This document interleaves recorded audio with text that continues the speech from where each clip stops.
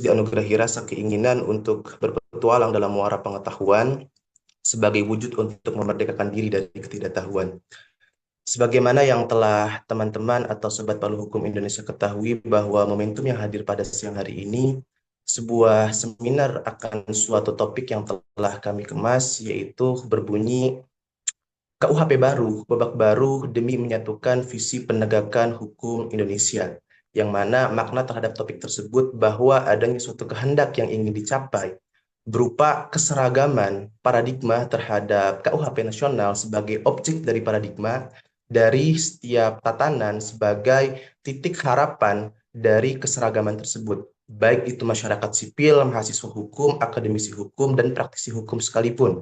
Yang kemudian ketika adanya keseragaman ini memicu suatu akibat yang dapat dimungkinkan bahwa kepastian itu tidak dipertanyakan kembali karena berangkat dari keseragaman tadi sebagai motifnya.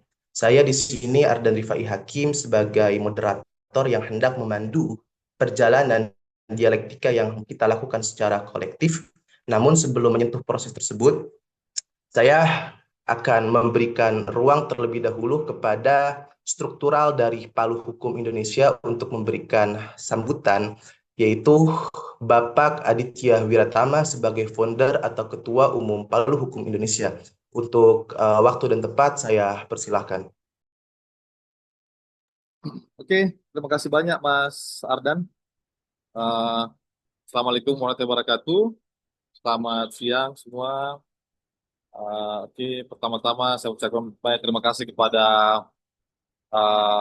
Mas Arkam Bakri, Ketua Umum Wawasan Hukum Nusantara.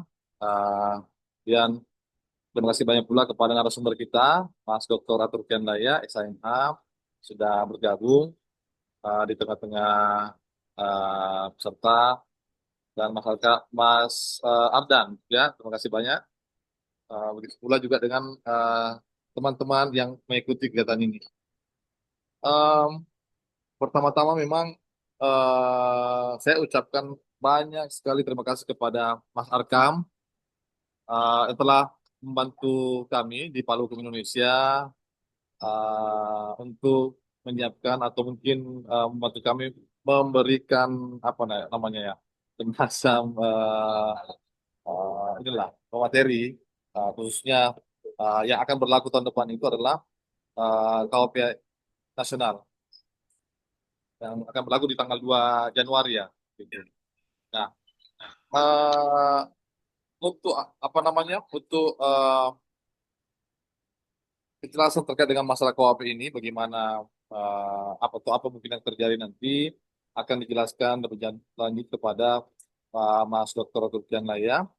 Uh, dan mungkin cukup dari saya untuk menghabiskan waktu. Saya kembalikan kepada moderator. Assalamualaikum warahmatullahi wabarakatuh.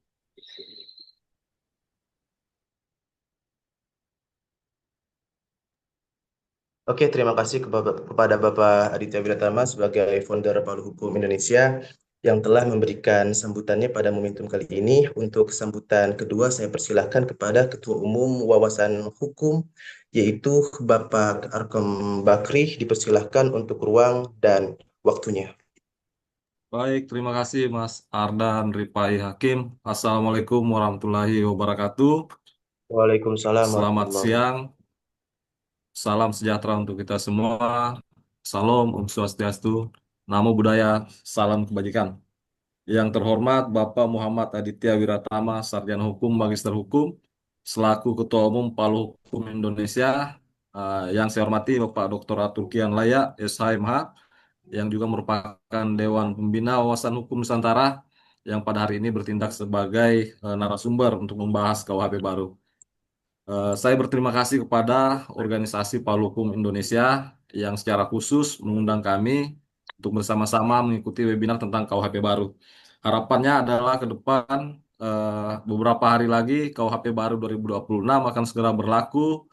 Harapannya tidak ada lagi ketimpangan hukum, hukum dapat berlaku dengan seadil-adilnya, equality before the law bisa diwujudkan, dan tidak ada lagi masyarakat-masyarakat kecil yang berteriak atas nama ketidakadilan dan tidak ada lagi koruptor yang dilepaskan atas nama celah-celah hukum yang diberlakukan oleh para mafia hukum. Demikian dari saya, Ketua Umum Wawasan Hukum Nusantara, atas nama organisasi Wawasan Hukum Nusantara, kami mengucapkan terima kasih dan selamat kepada Palu Hukum Indonesia atas terselenggaranya acara pada siang hari ini. Terima kasih. Baik, terima kasih Bapak atas sambutan yang telah Bapak sampaikan. Untuk masuk pada fase berikutnya, yaitu proses dialektika yang hendak dibimbing oleh pemateri kita. Jauh sebelum menyentuh tersebut, saya akan membacakan CV-nya terlebih dahulu. Nama Dr. Aturkian Leila SHMH, tempat tanggal lahir Hilinifio 21 Oktober 1997, pendidikan menyelesaikan S1 Hukum di Sekolah Tinggi Ilmu Hukum di Nia Selatan, Provinsi Sumatera Utara pada tahun 2019. Kemudian S2 Hukum di Fakultas Hukum Universitas Kristen Indonesia Jakarta pada tahun 2021. Lalu menyelesaikan S3 Hukum Fakultas Hukum Universitas Jayabaya Jakarta pada tahun 2025.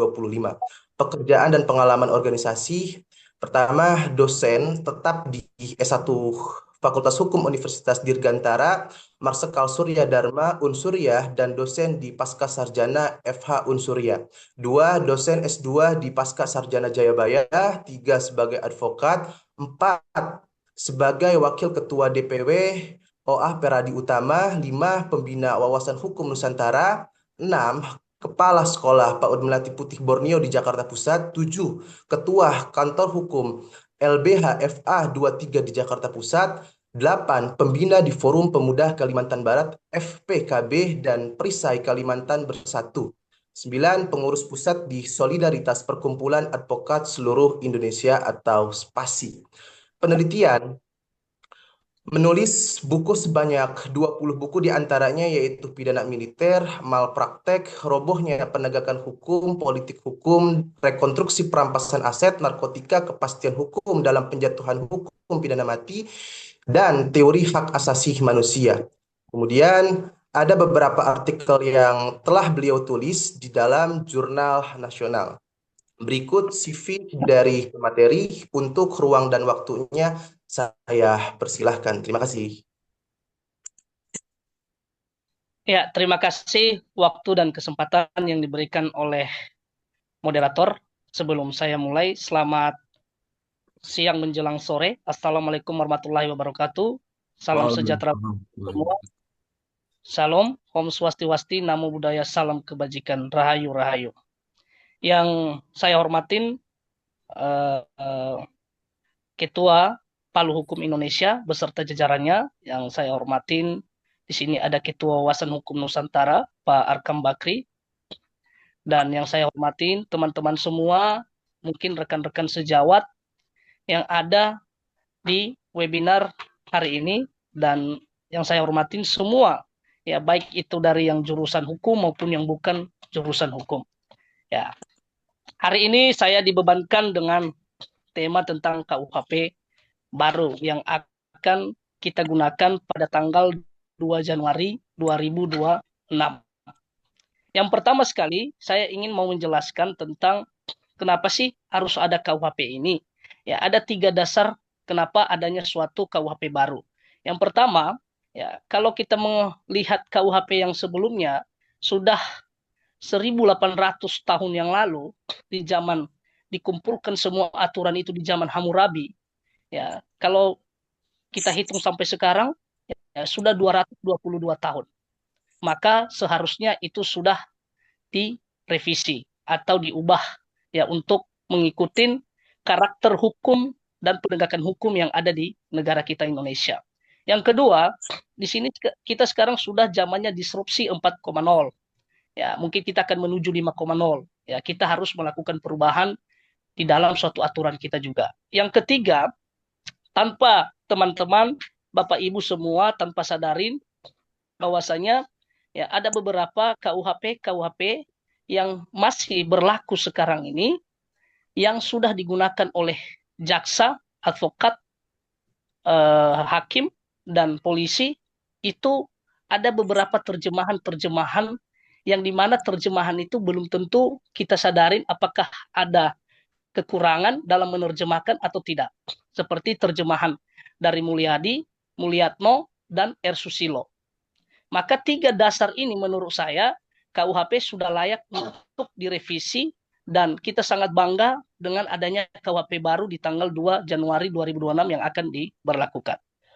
KUHP ini undang-undang nomor, saya dengar kemarin, ternyata itu KUHP yang saya maksud. Kalau KUHP sekarang undang-undang nomor 1 tahun 2023, di mana berbeda dengan KUHP yang sebelumnya. Perbedaan mereka apa? Kalau KUHP sebelumnya itu memiliki 3 buku. Buku 1 tentang peraturan umum, buku 2 tentang kejahatan, buku 3 tentang pelanggaran. Sedangkan di dalam KUHP yang baru sekarang ini cuma memiliki 2 buku. Buku 1 tentang aturan umum, buku 2 tentang tindak pidana. Kalau KUHP lama memiliki buku 1 9 bab, buku 2 32 bab, dan buku 3 9 bab. Sedangkan KUHP yang baru memiliki 6 bab di buku 1 dan 37 bab di buku 2. Sedangkan keseluruhan pasal di dalam KUHP yang lama 563 pasal. Sedangkan KUHP yang baru memiliki 624 pasal. Berarti memiliki perbedaan dari segi jumlah bukunya atau dari segi jumlah pasalnya. Sedangkan di dalam KUHP baru ada beberapa perubahan-perubahan yang berbeda dengan KUHP lama. Ya, di dalam buku 1 ya memiliki 6 bab. Apa aja tuh buku 1 itu? Yang 6 bab. Bab 1 mengatur tentang ruang lingkup ketentuan pelaksanaan peraturan perundang-undangan. Buku 2 mengatur tentang tindak pidana dan pertanggungjawaban pidana. Buku 2 mengatur tentang pemidanaan, pidana, dan tindakan. Buku 4 mengatur tentang gugurnya penuntutan dan pelaksanaan pidana. Buku 5 mengatur tentang istilah di dalam KUHP, sedangkan buku 6, bab 6 mengatur tentang aturan penutup.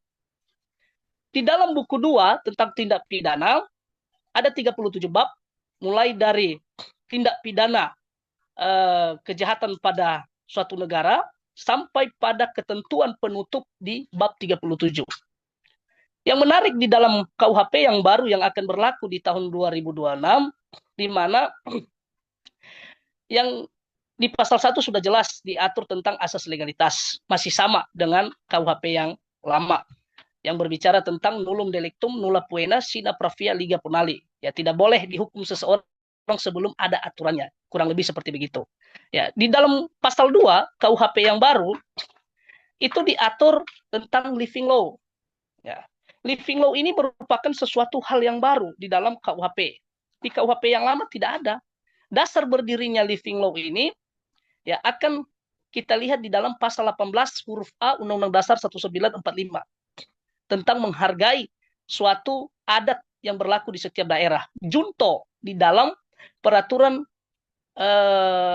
hakim yang mengatur tentang dalam menjatuhkan suatu hukuman supaya memperhatikan ya keadilan yang hidup di dalam masyarakat. Maka berdirilah pasal 2 ini ya junto dengan bab 34 tentang hukum yang hidup di dalam masyarakat. Nah, di dalam buku 2, di dalam pasal 2 tentang living law sempat terjadi perdebatan dari para ahli. Karena mereka mengatakan bahwasanya ya kalau kita masukkan living law akan bertentangan dengan pasal 1 tentang asas legalitas.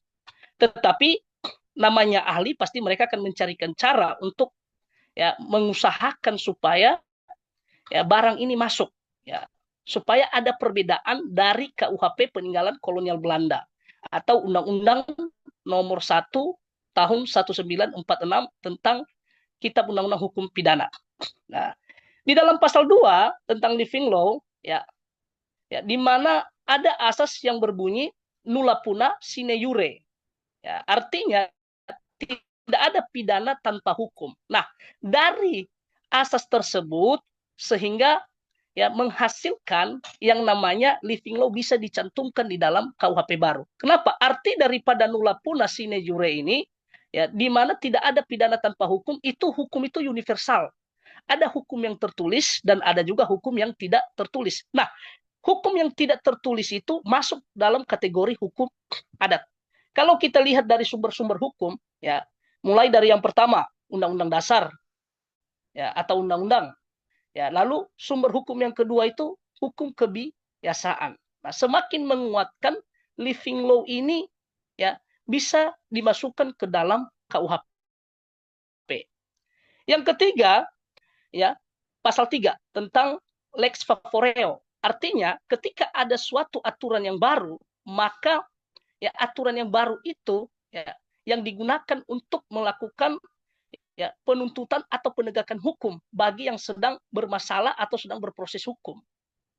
Ya, maka kalau ada pertanyaan, apakah KUHP yang lama akan kita tinggalkan, Pak? Oh iya betul, kita akan tinggalkan. Kita akan beralih pada KUHP yang baru. Nah, KUHP yang baru ini ya sudah menjelaskan di dalam pasal 3. Ada beberapa ayat di situ, kalau teman-teman nanti bisa melihat dan membaca atau yang sudah punya ya KUHP yang baru, ya di mana ketika adanya proses penegakan hukum, misalnya seseorang dituntut dengan pasal 362, misalnya pencurian. Ya, ternyata di dalam KUHP baru berbeda hukumannya ya dari yang pasal di KUHP lama. Maka harus mengikuti yang pasal yang terbaru di dalam KUHP yang baru. Ya, kurang lebih seperti begitu. Ya, kalau misalnya dalam menuntut seseorang menggunakan hukuman, misalnya ada hukumannya 5 tahun atas perbuatan yang dia lakukan. Tetapi di dalam KUHP yang baru, ternyata itu bukan suatu hukuman, tidak diatur lagi mengenai pasal itu. Ya, maka yang diberlakukan adalah KUHP yang baru. Ya, kurang lebih seperti begitu yang dimaksud daripada pasal 3 atau dikenal dengan asas lex favoreo. Nah, di pasal 4, pasal 5 hampir sama dengan KUHP yang lama tentang asas nasional aktif dan asas nasional pasif, di mana keberlakuan suatu peraturan perundang-undangan, terutama KUHP ini, berlaku di dalam negeri Indonesia dan berlaku di luar negeri yang melakukan suatu tindak pidana. Nah, apalagi yang unik di dalam buku 1? Yang unik lagi di dalam buku 1, teman-teman, ya, yaitu di dalam bab 2 tentang tindak pidana dan pemidanaan. Tindak pidana dan pertanggungjawaban pidana. Tindak pidana diatur dalam pasal 12 dan memiliki bagian-bagian di mana ya, bagian 1 berbicara tentang permufakatan jahat, bagian 2 berbicara tentang percobaan, ya, bagian 3 berbicara tentang permulaan, ya, dan bagian keempat berbicara tentang pengulangan suatu tindak pidana. Nah, di dalam KUHP yang baru juga, di dalam bab 2 tentang tindak pidana dan pertanggungjawaban pidana, mengatur tentang alasan pemaaf dan alasan pembenar.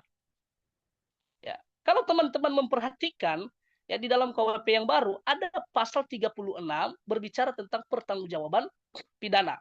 Dan di pasal 40 itu masuk kategori alasan pembenar. Sedangkan di pasal 31 berbicara tentang alasan alasan pembenar, sedangkan pasal 40 itu alasan pembenar.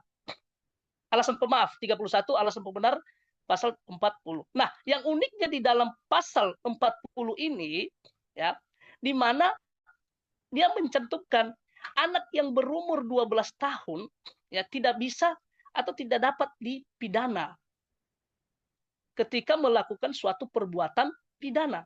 Nah, saya kembali melihat kasus yang terjadi di Medan. Seorang anak yang sempat viral yang dikatakan yang membunuh ibunya dengan beberapa kali tusukan. Tetapi syukur ternyata setelah sudah diselidikin, pelakunya bukan si anak tersebut. Pelakunya adalah suami daripada si istri tersebut. Tetapi bayangkan kalau kita masuk pada perkara ketika anak membunuh seseorang yang berumur 12 tahun atau belum sampai 12 tahun, berarti dia tidak bisa dipidana. Dia akan terbebas. Dia akan dikembalikan kepada orang tua. Ya. Nah, ini juga merupakan suatu celah menurut saya, ya, di mana akan dimanfaatkan anak-anak ini untuk melakukan suatu perbuatan pidana. Selain daripada itu, ada juga pasal 53, ya, 51, 52, 53, dan 54 yang mengatur di dalam buku 3 tentang pemidanaan, pidana, dan tindakan. Ya. Ya, sedangkan ya di dalam pasal 52 ya tentang tujuan daripada pemidanaan. Nah, tujuan daripada pemidanaan ini ya berbicara tentang ya bukan lagi suatu pembalasan, tidak menganut aliran klasik. Aliran klasik ini mata ganti mata atau dikenal dengan asas lex talionis, berarti lebih pada pembalasan. Nah, sekarang sudah tidak lagi pembalasan karena aliran paradigma pidana kita sekarang lebih pada rehabilitasi, ya, lebih pada ya lebih pada mengedepankan suatu kemanusiaan, ya, lebih pada perlindungan masyarakat. Ya, makanya dibuat suatu tujuan pemidanaan itu supaya menjadi patokan kepada para penegak hukum. Ya. Di dalam pasal 53, teman-teman, itu berbicara tentang pedoman pemidanaan 53 dan 54. Di dalam pasal 53, ya, di dalam ayat 2 mengatur tentang ketika kepastian hukum bertentangan dengan keadilan, maka yang dikedepan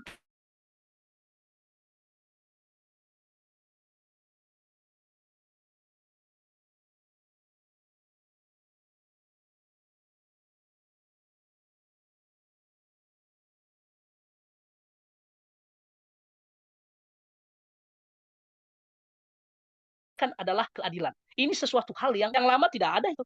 Ya, pedoman pemidanaan kita selalu memperdebatkan di pasal 340 ketika ada suatu perkara pembunuhan berencana, terutama di kasus yang Sambo kemarin itu atau di kasus Jessica, selalu menjadi perdebatan tentang motif. Ya. Tetapi di dalam KUHP yang baru di pasal 54 sudah dipertegas sekiranya dalam penegakan hukum memperhatikan yang namanya motif. Ya, wajib memperhatikan yang namanya motif. Apakah motif ini masuk nanti pada alasan pembenar atau alasan pemaaf? Nah, itu kembali lagi nanti pada tafsiran para penegak hukum, terutama hakim kita di pengadilan. Ya. Di dalam pasal 64 itu mengatur tentang jenis pidana. Ya. Ada namanya pidana pokok, pidana tambahan, dan pidana khusus. Ya. Di dalam pasal 65 mengatur tentang jenis-jenis pidana pokok. Apa aja jenis pidana pokok? Ya, yang pertama yaitu pidana penjara. Yang kedua, pidana tutupan. Yang ketiga, pidana pengawasan. Yang keempat, pidana denda. Dan yang kelima, pidana kerja sosial. Di dalam pasal 66 mengatur tentang pidana tambahan, jenis-jenis pidana tambahan.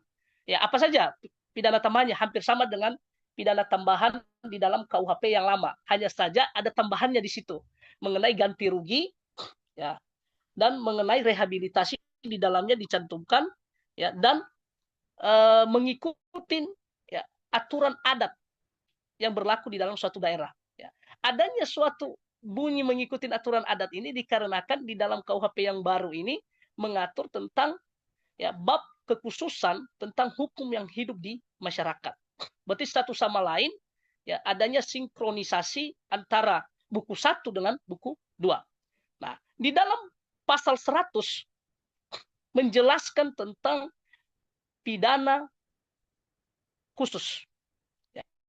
Yang selama ini sempat diperdebatkan oleh teman-teman para akademisi dan praktisi hukum mengenai ya bagaimana dengan pidana mati? Kok tidak dimasukkan di dalam pidana pokok? Ya. Kenapa dimasukkan ke dalam pidana alternatif? Itu terletak di dalam pasal 100. Nah, di dalam pasal 100 itu mengatur tentang ya, masa percobaan kepada terpidana mati. Ya. Kalau dia berubah dalam 10 tahun, maka akan dikurangi hukumannya dari pidana mati menjadi pidana seumur hidup. Berarti alternatif dia. Nah, itu juga merupakan sesuatu yang baru di dalam KUHP yang akan kita gunakan di tahun 2026. Nah, selain daripada itu ada lagi yang terbaru di dalam pasal 79. Di dalam pasal 79 ya merupakan sesuatu yang baru di dalam KUHP, karena di KUHP yang sebelumnya kita tidak punya itu. Ya, ada suatu parameter kepada para penegak hukum ketika menjatuhkan pidana denda kepada seseorang, ya jelas diatur di situ. Adanya suatu kepastian di dalam pasal 79. Yang dimana pasal 79 ini berbicara tentang modified LP system. Ya, ada 8 kategori pidana denda di dalamnya. Ya. Kategori pertama mulai dari angka 1 juta, kategori kedua mulai dari angka 10 juta, kategori ketiga mulai dari angka 50 juta, ya, kategori ketiga keempat ya mulai dari angka ya 200 juta. Ya, kategori kelima mulai dari angka 200 miliar, kategori ketujuh mulai dari angka 500 miliar, dan kategori ke-8 50 miliar. Maka ke depan ketika hakim memberikan pidana denda, ya sudah tidak bingung lagi. Ya. Sudah tidak main nebak-nebak lagi berapa pidana denda yang akan dijatuhkan atau diberikan kepada seseorang. Karena sudah jelas di dalam pasal 79. Nah, yang menjadi juga satu pertanyaan kita di dalam pidana pokok adalah bagaimana dengan yang namanya pidana pengawasan. Ya. Dan pidana kerja sosial. Kalau berbicara tentang pidana pengawasan, ya seseorang itu tidak ditahan. Ya. Tetapi dia akan tetap diawasin oleh para penegak hukum. Siapa mereka di situ? Ya para kejaksaan. Ya. Dia akan diawasin ya gerak-geriknya dan harus wajib lapor. Nah, sekarang sudah tidak masuk lagi ya di dalam tahanan. Nah, ini sesuatu juga yang unik dalam pidana pokok kita. Sedangkan pidana kerja sosial, ya pidana kerja sosial ini itu kalau hukumannya ya di bawah 5 tahun.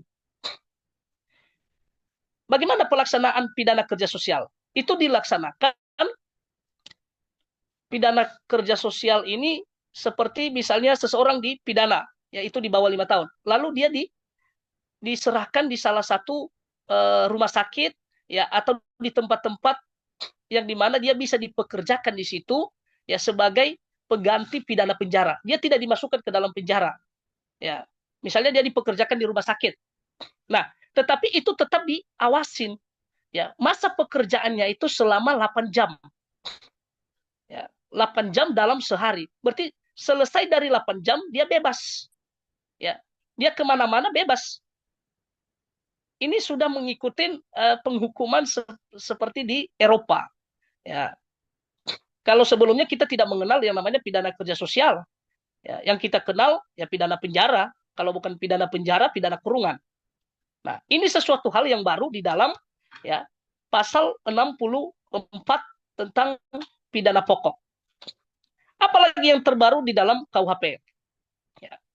Kalau di dalam KUHP buku 1 gugurnya penuntutan dan pelaksanaan pidana hampir sama dengan KUHP yang lama, di mana gugurnya penuntutan kalau seseorang itu ya mungkin meninggal dunia, ya nebis in idem, begitu juga di dalam pelaksanaan pidana, ya di mana pelaksanaan pidana tidak bisa terlaksana kalau seseorang juga sudah meninggal, ya atau adanya grasi, adanya pengampunan seperti yang terjadi pada kasus yang sebelumnya, seperti kasus si Hasto dengan Tom Lembong yang diberikan amnesti dan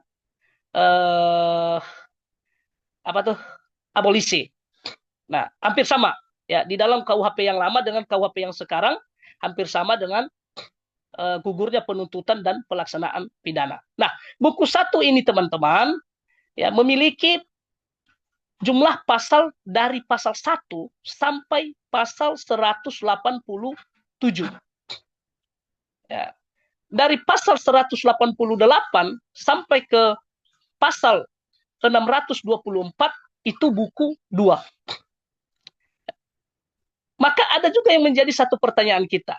Bukankah KUHP ini yang berlaku di tahun 2026 penyebutannya adalah Undang-Undang Nomor 1 Tahun 2023. Kenapa tiba-tiba berubah menjadi KUHP? Nah, itu diatur di dalam pasal 623, ya, di mana undang-undang ini bisa disebut menjadi kitab undang-undang hukum pidana.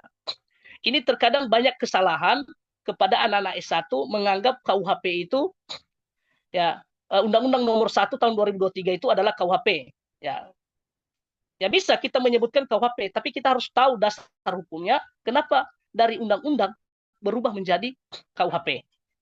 Ya, itu sudah diatur di dalam pasal 623. Nah, ada juga yang menjadi pertanyaan banyak orang, terutama mahasiswa hukum, ya, di mana kalau di KUHP yang sebelumnya masih berbicara tentang kejahatan di dalam buku 2. Sedangkan di dalam KUHP yang baru sudah tidak berbicara kejahatan lagi, tetapi berbicara tentang tindak pidana.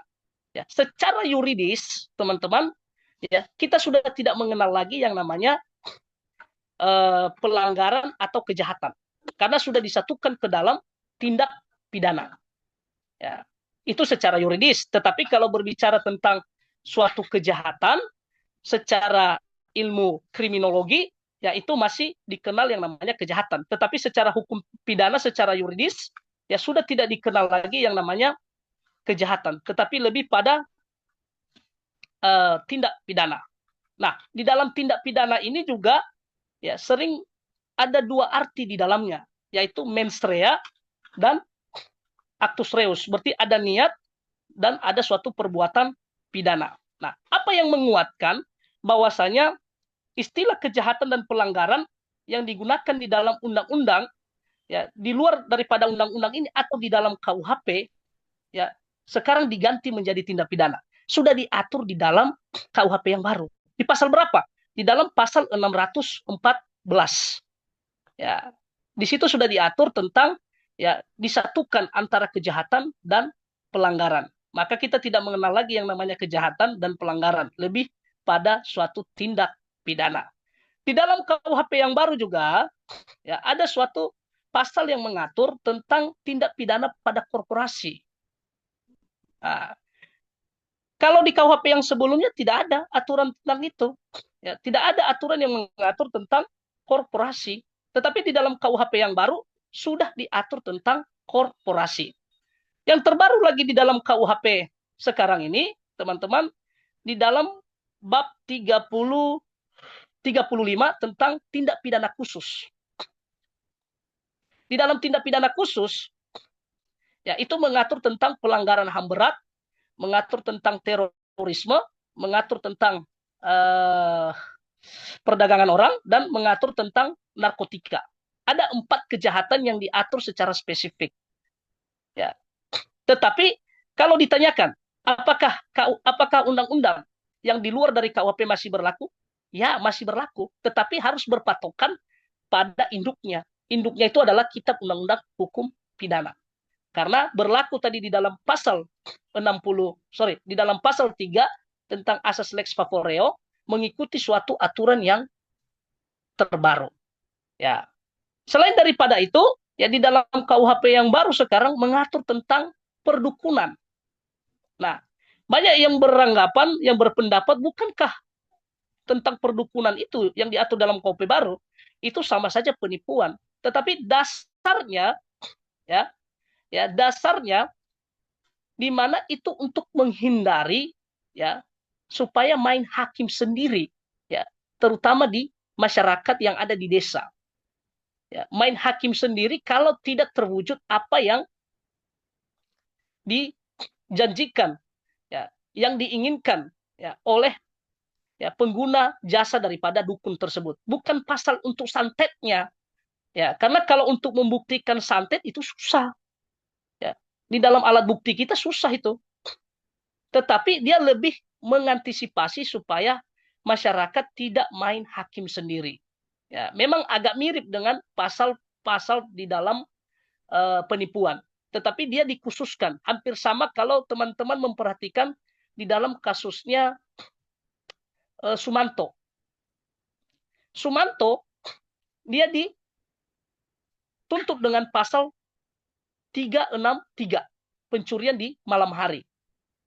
Karena di dalam KUHP atau undang-undang manapun tidak ada aturan kanibal. Karena dia memakan manusia. Berarti tuntutan jaksa itu dan polisi bukan pada di saat dia memakan manusianya. Karena itu masuk kanibal. Ada aturan khusus yang mengatur itu. Tetapi ketika dia mencuri di malam hari jasad tersebut.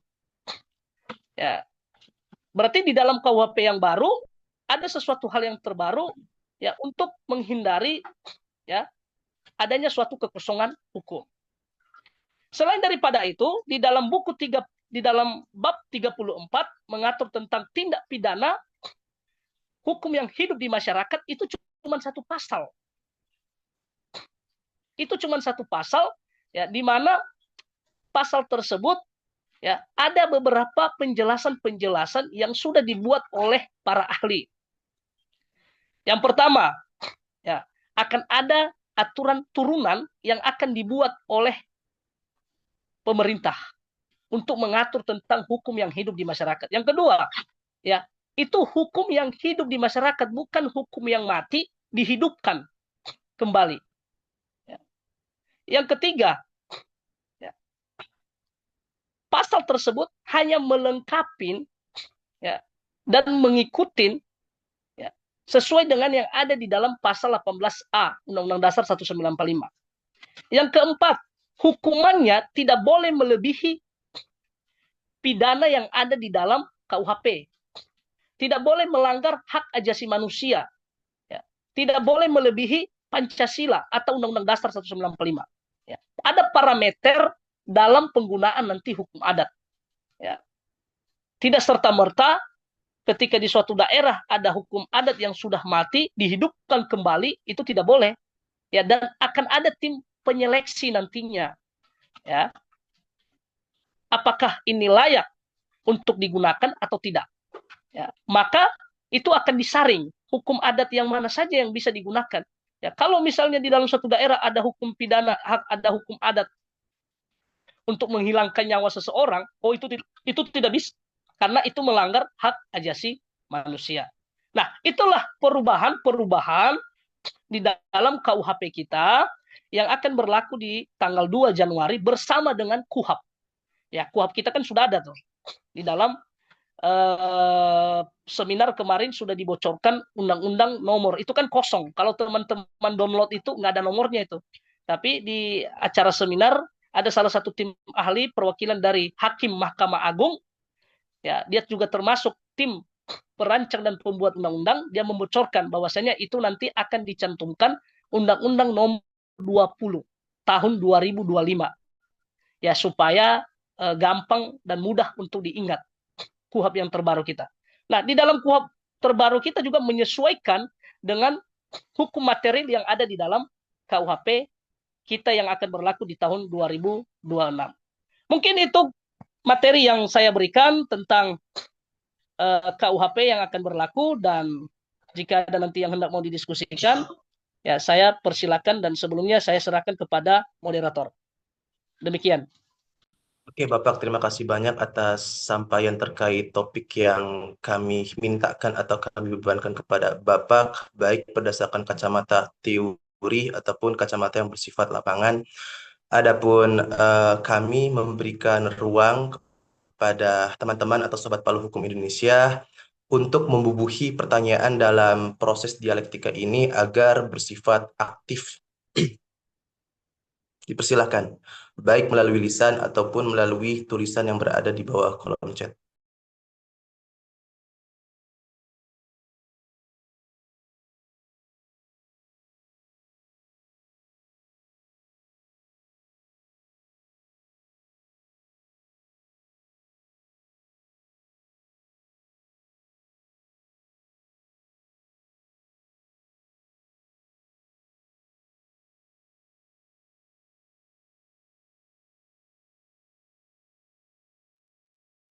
Izin Pak, bertanya.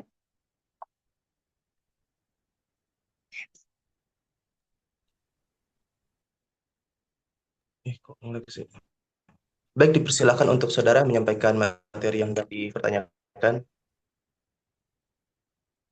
Izin bertanya mungkin ya, dari materi yang disampaikan oleh Dokter Dr. Aturkian Laila ya, Masya Allah. Sebelumnya terima kasih sudah memberikan ilmunya. Cuman ada mungkin satu dulu yang saya ingin tanyakan terkait tadi yang berkaitan dengan hukum adat. Yang berkaitan dengan hukum adat itu kan tentu ada susunan-susunannya tersendiri. Bisa berlakunya hukum adat itu ketika tidak adanya hukum yang tertulis mungkin ya. Kemudian kalau dikaitkan dengan KUHP sendiri itu pidana tanpa hukum ya termasuk ke situ. Namun jika melihat di permasalahan yang ada mungkin ya kita pun disuguhi oleh permasalahan tersebut. Ada dua kasus di Indonesia. Yang pertama yang komika itu kan terkait Toraja ya. Kemudian yang kedua ini baru-baru banget yang terkait dengan orang Sunda. Namun yang ingin ditanyakan Pak, itu kan banyak tuh berseliweran di media sosial, meskipun hukum tetap ditegakkan, baik itu hukum pidana ataupun hukum yang lainnya, namun ada yang seliweran tuh hukum adat harus tetap ditegakkan. Nah itu gimana Pak, menurut pendapat Bapak sendiri? Karena emang itu pun menjadi hal yang bisa membingungkan di kalangan masyarakat juga gitu. Jadi yang betul yang seharusnya kita lakukan itu apakah dihukum adatnya atau cukup dengan menggunakan hukum pidana saja. Seperti itu mungkin. Terima kasih.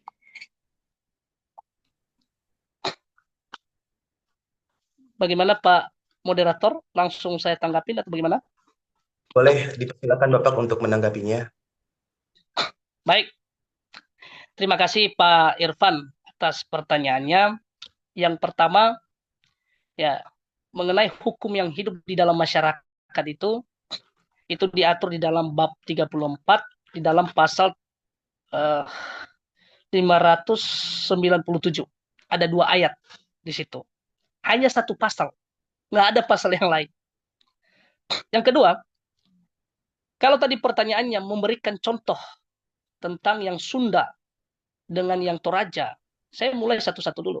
Ya, kalau yang Sunda, saya kemarin barusan pulang dari Polda Jawa Barat di Bandung.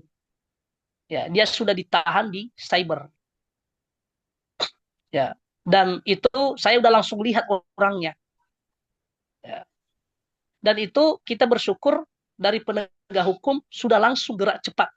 Kalau tidak, mungkin akan diamuk masyarakat Sunda dan mungkin hanya tersisa tubuhnya. Itu pun kalau tubuhnya masih tersisa, kalau dibakar, nah, makanya ya penegak hukum harus lihai melihat sesuatu yang terjadi di masyarakat. Penangkapan yang dilakukan itu dan penahanan itu kita dukung. Dan kalau persoalan berbicara apakah hukum adat yang berlaku atau hukum nasional yang berlaku adalah KUHP. Karena kalau dikembalikan ke masyarakat, itu hukumannya itu bisa diamuk. Ya, maka itu akan melanggar dari apa yang sudah tadi saya sampaikan ya di dalam pasal 597 tentang tindak pidana yang hidup di dalam masyarakat. Ya ada batasan-batasannya. Melanggar hak asasi manusia, pidananya tidak boleh lebih dari yang ada di dalam KUHP, ya tidak boleh melanggar Pancasila. Ya. Kalau saya ingin katakan, pasal ini sebenarnya hanya pelengkap. Dan itu disampaikan oleh para tim ahli. Hanya pelengkap untuk menghargai, ya supaya ada ciri khas di dalam KUHP kita. Ya. Maka hukum yang dijalankan adalah hukum nasional kepada pelaku SARA yang dilakukan oleh salah satu pemuda ya, yang sudah ditahan sekarang ini di Polda Jawa Barat. Kalau berbicara tentang Toraja, itu kan yang komedi itu kan, yang menghina Toraja, yang stand up komedi. Ya, kita juga harus tahu ya di dalam KUHP kita buku 1 ya, tadi saya sudah sebutkan di dalam bab 4 tentang gugurnya penuntutan ketika masa ya pelaporan itu sudah melebihi, ya, kalau dia ada di dalam lingkungan ya, Indonesia itu 6 bulan, lebih dari 6 bulan, maka itu tidak bisa dilaporkan. Kalau dia di luar daripada Indonesia itu 9 bulan. Pertanyaannya, berapa tahun stand up comedy melakukan suatu perbuatan tersebut? Lebih dari setahun. Maka secara hukum nasional itu tidak bisa diberlakukan.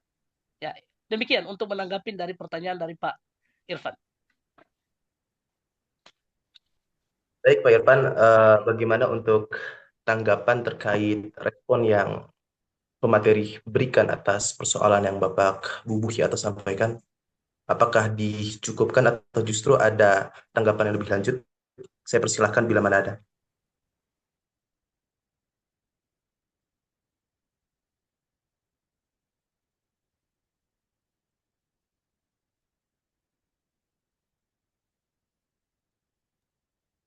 Mungkin tadi yang bertanya itu apa namanya? Mas Taufik tadi ya bertanya. Mas Irfan belum ini bertanya. Oh ya, maaf. Berarti Mas Taufik bagaimana untuk tanggapannya? Apakah hendak disampaikan atau justru dirasa cukup atas sampaian yang diberikan oleh pemateri atas persoalan tersebut? Oke, baik. Berarti secara tidak langsung mungkin itu untuk kategori hukumnya berarti yuridis ya. Jadi terkait hukum yang dikenal kejahatan berarti langsung kepada tindak pidana itu berarti ya masuknya atau gimana? Betul. Ya, yang mengenai kasusnya yang Sunda itu akan digunakan KUHP nasional. Ya. Sedangkan yang kasusnya Toraja itu sudah tidak bisa lagi karena itu masanya itu sudah melebihi yang tertulis di dalam KUHP sendiri. Tadi saya sudah sampaikan, kalau perbuatan itu dilakukan di dalam Indonesia, itu masanya itu 6 bulan. Kalau dia berada di luar negeri, itu 9 bulan harus dilaporkan. Ya. Kalau melebihi 6 bulan, berarti gugur. Nggak bisa. Karena sudah bertahun-tahun stand up comedy itu menghina orang-orang kita atau daerah kita Toraja di sana. Kira-kira seperti begitu. Oke, baik Pak. Terima kasih Pak atas jawabannya. Oke, baik, dirasa cukup ya atas pertanyaan yang diberikan oleh Mas Taufik sekaligus respon dari pemateri dapat dikatakan cukup sebagaimana yang aku timbang tadi. Adapun untuk momentum berikutnya saya persilahkan kepada Muhammad Irfan Bastomi untuk membubuhi pertanyaan yang hendak disampaikan. Assalamualaikum warahmatullahi wabarakatuh. Waalaikumsalam. Ini terkait tentang pidana hukum kerja sosial. Nah, itu masih beberapa yang saya bingungkan terkait penerapannya itu bagaimana. Terus kemudian apabila nanti kerjanya semisal diawasi oleh hakim atau jaksa itu, terus kemudian nanti untungnya untuk korban itu bagaimana? Untungnya untuk korban itu apa? Ketika si pelaku itu dikenai hukuman pidana kerja sosial. Terus bagaimana terkait dengan dendanya? Apakah ketika hukum sosial itu sudah dikerjakan, apakah denda hukumannya itu masih tetap dijalankan? Maksudnya pembayarannya itu, pembayaran semisal didenda 500 juta ataupun 50 juta, apakah masih tetap dibayarkan? Terus kemudian untuk mengakses KUHP yang baru ini kira-kira di mana ya Pak? Saya masih belum membacanya. Mungkin kalau semisal Bapak ada, mungkin bisa dikirim ke teman-teman. Cukup itu Pak. Mungkin selebihnya, kurang lebihnya terima kasih. Saya kira Assalamualaikum warahmatullahi wabarakatuh. Baik, langsung saja Waalaikumsalam. Bapak direspon. Yang pertama, kalau mengenai buku KUHP atau KUHAP itu sudah sekarang banyak yang jual di Shopee. Tinggal dipesan itu ada tuh banyak tuh. Itu yang pertama. Kedua, ya mengenai kerja sosial, ya pidana kerja sosial. Pidana kerja sosial ini itu masuk di dalam pidana pokok. Pelaksanaan pidana kerja sosial dilihat dari ukuran suatu perbuatan dan hukuman yang diberikan pada perbuatan pidana yang dia lakukan. Kalau di bawah 5 tahun atau di bawah 3 tahun, itu masuk pada kerja sosial. Ya. Kerja sosial ini hampir sama dengan pidana kurungan. Ya. Pidana kurungan, ya kalau di dalam KUHP sebelumnya kan maksimal 1 tahun. Ya. Minimal 1 hari.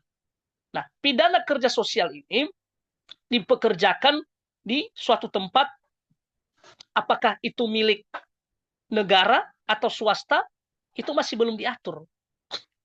Makanya banyak nanti beberapa aturan turunan yang mengatur dalam pelaksanaan pasal-pasal yang ada di dalam KUHP. Misalnya seperti pidana mati, itu akan dibuat undang-undang khusus nanti yang mengatur itu.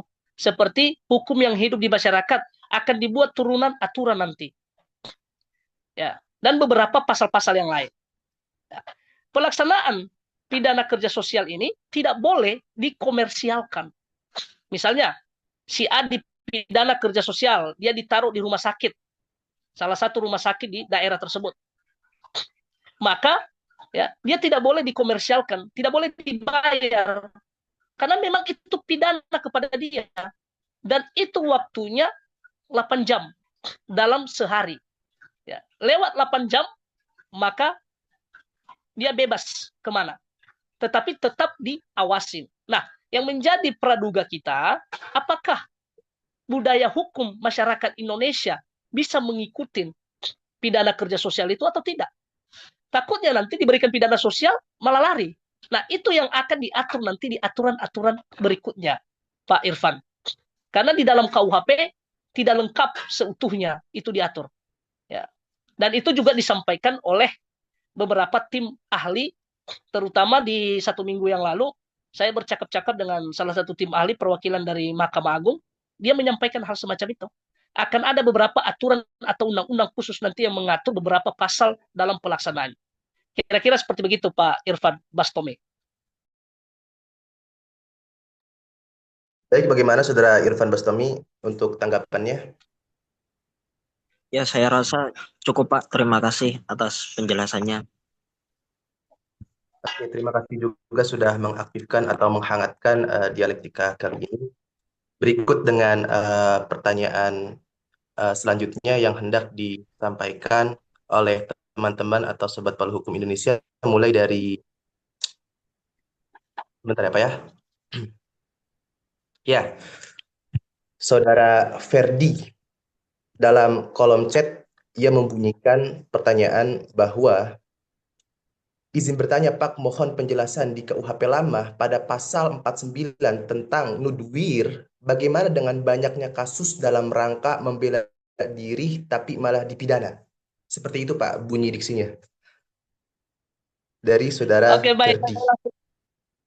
Ya, saya langsung tanggapin ya. Ya, kalau di dalam KUHP kita yang lama, kita mengenal yang namanya prinsip-prinsip pemidanaan, di mana ada yang namanya ya alasan pembenar dan alasan pemaaf. Ya, mulai dari pasal 47, 48, 49, 50, 51, ya itu masuk dalam kategori alasan pemaaf dan alasan pembenar. Nah, kalau berbicara tentang KUHP yang lama, ya selalu saya sampaikan kepada beberapa teman-teman praktisi atau di dalam keahlian atau kepada mahasiswa, ya kita bisa melihat dengan memperhatikan suatu kronologi itu dalam suatu perbuatan pidana. Apakah di dalam perbuatan pidana yang dilakukan oleh seseorang itu dia sebenarnya pelaku atau korban? Karena ada korban tetapi pelaku, ada pelaku tetapi korban. Nah, itu yang harus diperhatikan. Ya. Di dalam KUHP yang lama kita mengenal yang namanya ya pembelaan terpaksa dan pembelaan terpaksa melampaui batas. Ya. Ketika kita melakukan pembelaan terpaksa berarti belum besar daya paksa dari si lawan. Belum ada tekanan yang begitu besar. Masih ada peluang untuk kita melarikan diri. Dan ketika pun terjadi misalnya perkelahian atau penganiayaan, ya maka itu resikonya masih kecil. Tetapi kalau pembelaan terpaksa melampaui batas misalnya, maka ada daya paksa, ada intimidasi besar, sehingga ya, seseorang itu mau tidak mau, ya dia harus melakukan pembelaan, dan resikonya pun pasti besar. Tetapi di dalam KUHP, apapun ceritanya, ya tidak boleh dengan alasan melakukan pembelaan terpaksa, melampaui batas, lalu menghilangkan nyawa seseorang.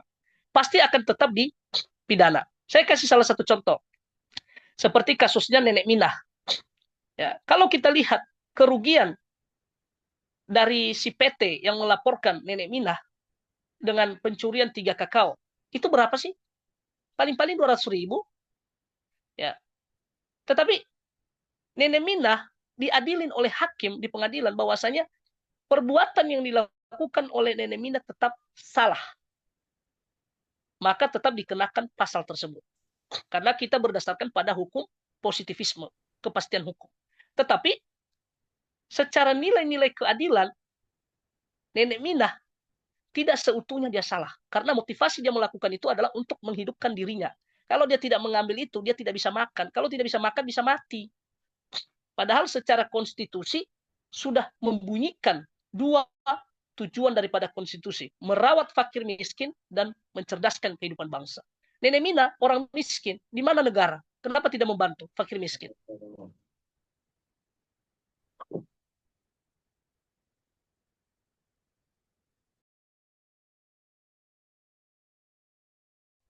Sebenarnya yang salah adalah negara. Siapa negaranya di situ? Ya eksekutif dan legislatif. Hampir sama dengan yang di kolom komentar. Kira-kira seperti begitu, Pak. Baik, Pak. Terima kasih banyak. Semoga dapat terpuaskan oleh tokoh yang bertanya ini, Saudara Ferdi. Saya akan lanjut ke persoalan berikutnya yang hendak ditanyakan oleh teman-teman atau Sobat Palu Hukum Indonesia. Ada dari Saudara Royzal Kosasih, di mana bunyi daripada pertanyaannya, izin bertanya Pak, saya tertarik dengan KUHP yang baru, terutama tentang perdukunan. Yang ingin saya tanyakan adalah bagaimana tentang pembuktiannya tentang perdukunan tersebut. Terima kasih. Seperti itu Pak, bunyi diksinya. Baik, saya langsung tanggapin. Ya, kurang lebih bunyi daripada pasal perdukunan itu diatur di dalam pasal 252 di dalam KUHP baru. Ya, ada 2 ayat, ayat 1 dan ayat 2. Ya, kurang lebih di dalam ayat 1 berbunyi seperti ini. Setiap orang yang menyatakan dirinya mempunyai kekuatan gaib, memberitahukan, memberikan harapan, menawarkan atau memberikan bantuan jasa kepada orang lain, bahwa karena perbuatannya dapat menimbulkan penyakit, kematian, atau penderitaan mental atau fisik seseorang, dipidana dengan pidana penjara paling lama 1 tahun 6 bulan. Atau pidana denda paling banyak kategori 4. Ya. Ayat 2 kurang lebih bunyinya seperti ini. Jika setiap orang sebagaimana dimaksud ayat 1 melakukan perbuatan tersebut untuk mencari keuntungan atau menjadikan sebagai mata pencaharian atau kebiasaan, pidananya dapat ditambah 1/3. Nah, maka kita kembali pada unsur daripada pasal 252 untuk menjerat seseorang itu masuk kategori pasal 252 atau dia melanggar tindak pidana yang ada di dalam pasal 252. Yang pertama, setiap orang. Nah, ini juga ada bedanya nih. Kalau di dalam KUHP yang lama, teman-teman, itu masih menggunakan barang siapa. Di dalam KUHP yang baru sudah berganti dari barang siapa menjadi setiap orang. Nah, unsur di dalam pasal 253, yang pertama, setiap orang. Yang dimaksud setiap orang ini adalah pelaku santet.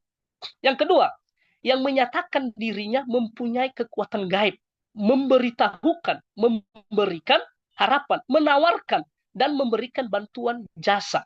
Berarti kalau ada orang yang mempunyai kekuatan gaib, dia memberitahukan, oh ini saya punya kekuatan loh, saya bisa terbang, lalu atau tiba-tiba menghilang. Kalau mau belajar, saya bisa ajarin, kasih dulu uangnya.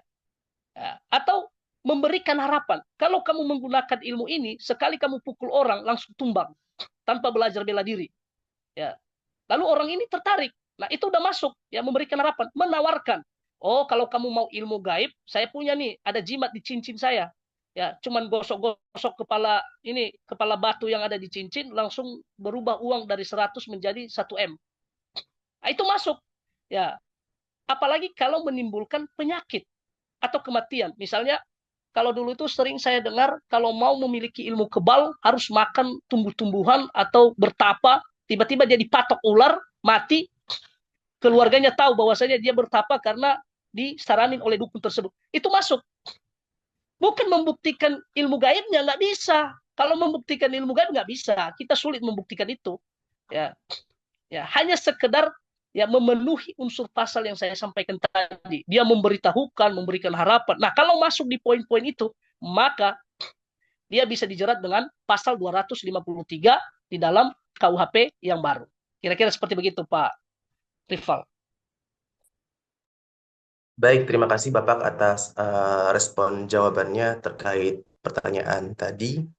Kemudian akan saya lanjut pada pertanyaan berikutnya. Di sini ada Saudara Saud Sahala Aritonang yang mana sudah melambaikan tangan dari tadi. Mungkin hendak beliau sampaikan secara lisan. Untuk ruang dan waktunya saya persilahkan. Ya, selamat siang. Terima kasih atas waktunya. Assalamualaikum warahmatullahi wabarakatuh. Waalaikumsalam warahmatullahi wabarakatuh. Yang ingin saya tanyakan kepada narasumber, perkenalkan saya Saud Sahala, sekaligus praktisi juga Pak. Cuma lagi mencoba untuk menambah wawasan. Jadi ada LP 2018 terkait tipu gelap. Dan belum ada kepastian hukum sampai dengan hari ini terkait LP. Sedangkan nanti kan akan berlaku kan KUHP dan KUHAP yang baru tahun 2026. Nah, dalam LP tersebut ada gugatan yang ada kaitannya dengan LP yang dimaksud, 372-378. Dalam gugatan tersebut si pelapor yang melakukan laporan tipu gelap tahun 2018, posisinya itu dimenangkan dalam tanda kutip sampai tingkat kasasi. Nah, terkait status laporannya tersebut itu seperti apa ya Pak? Padahal kan di situ udah dinyatakan kan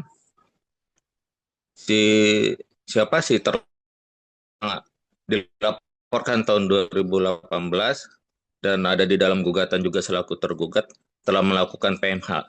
Itu aja sih Pak. Terima kasih. Ya, terima kasih Pak Saud Sahala Aritonang. Ya, kalau berbicara tentang adanya suatu LP berarti kan berbicara tentang pidana. Tiba-tiba ada gugatan. Ya, berarti berbicara tentang perdata. Maka yang pertama dulu, yang mana yang akan diduluankan? Apakah pidananya atau perdatanya? Maka yang diduluankan adalah perdatanya. Ya. Dan kembali lagi ya pada pasal yang digunakan. Ketika berbicara tentang pasal 372, 378, penggelapan, penipuan, dan penggelapan, maka ya biasanya orang untuk menghindari itu, dia akan menempuh jalur perdata. Apakah di dalam jalur perdata dia memiliki alat bukti yang cukup atau tidak? Kalau dia memiliki alat bukti, misalnya ada suatu perjanjian, ya, maka dia bisa melakukan gugatan perdata. Dan itu pilihan mau menempuh jalur mana, ya. Dan bisa juga di dalam menempuh jalur hukum perdata membuat suatu gugatan, ya justru akan adanya suatu celah juga nanti untuk kita ketika misalnya si penggugat ya tidak dimenangkan oleh hakim di pengadilan, maka itu akan menjadi celah bagi si tergugat. Nah, kalau dia menggugat dengan pasal PMH, perbuatan melawan hukum, ya kalau memang dia bisa buktikan, ya berarti bukti dia cukup. Dan itu akan menjadi pertimbangan untuk hakim. Tetapi kalau kita kembali pada awal tadi, ketika ada suatu laporan secara pidana, namun ada suatu gugatan, yang akan diduluankan adalah kasus perdata. Ya, ada lagi, Pak? Siapa tadi yang cukup Pak, cukup. Baik. Ya, cukup Pak. Oke, baik Bapak, terima kasih banyak atas penyampaian pertanyaan tersebut. Semoga respon jawaban tersebut dapat membuahkan pemahaman ataupun pengetahuan. Oke, Untuk pertanyaan berikutnya dari Saudari Sopi Laili Fitri Rahmawati, dipersilahkan.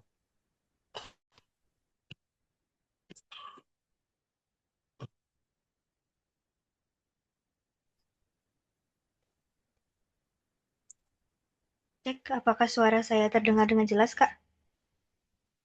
Oke. Terdengar, Kak, Sebelum- terdengar dengan jelas. Sebelumnya saya ucapkan terima kasih terlebih dahulu kepada pemateri yang telah menyampaikan ilmunya.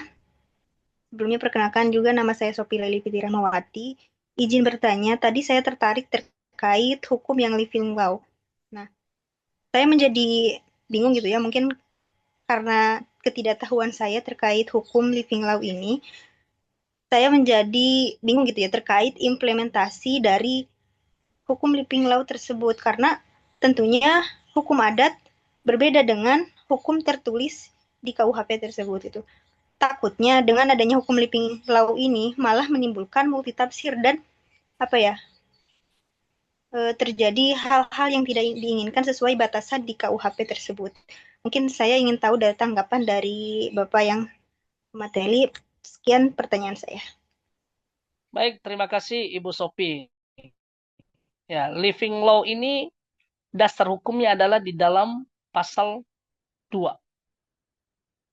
Tadi saya sudah sampaikan bahwasanya ini sebenarnya menjadi perdebatan dari tim ahli yang membuat KUHP tersebut.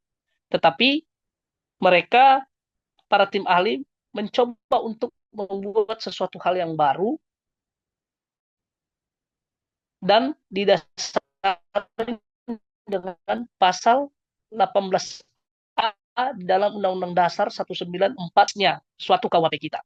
Ya. Karena ketika berbicara living law, ya, di dalam pasal 2, di mana menegaskan tadi, ya, di situ berbicara tentang hukum ya yang hidup di dalam masyarakat secara universal.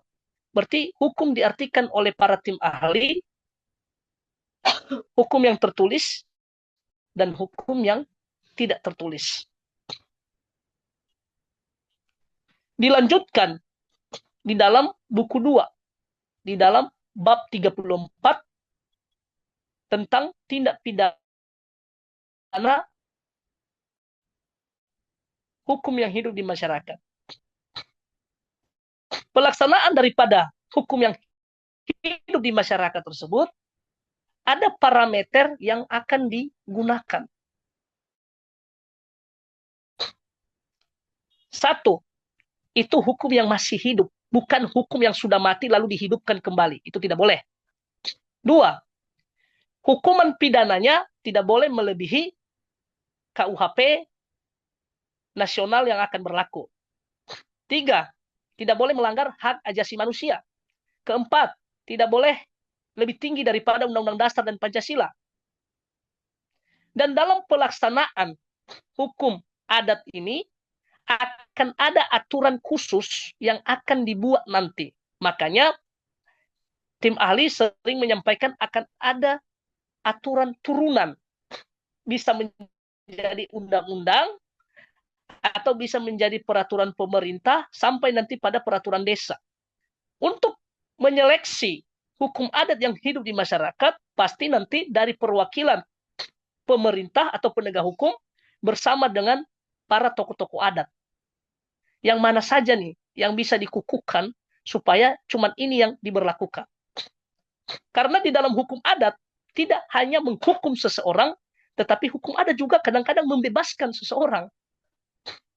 Ya.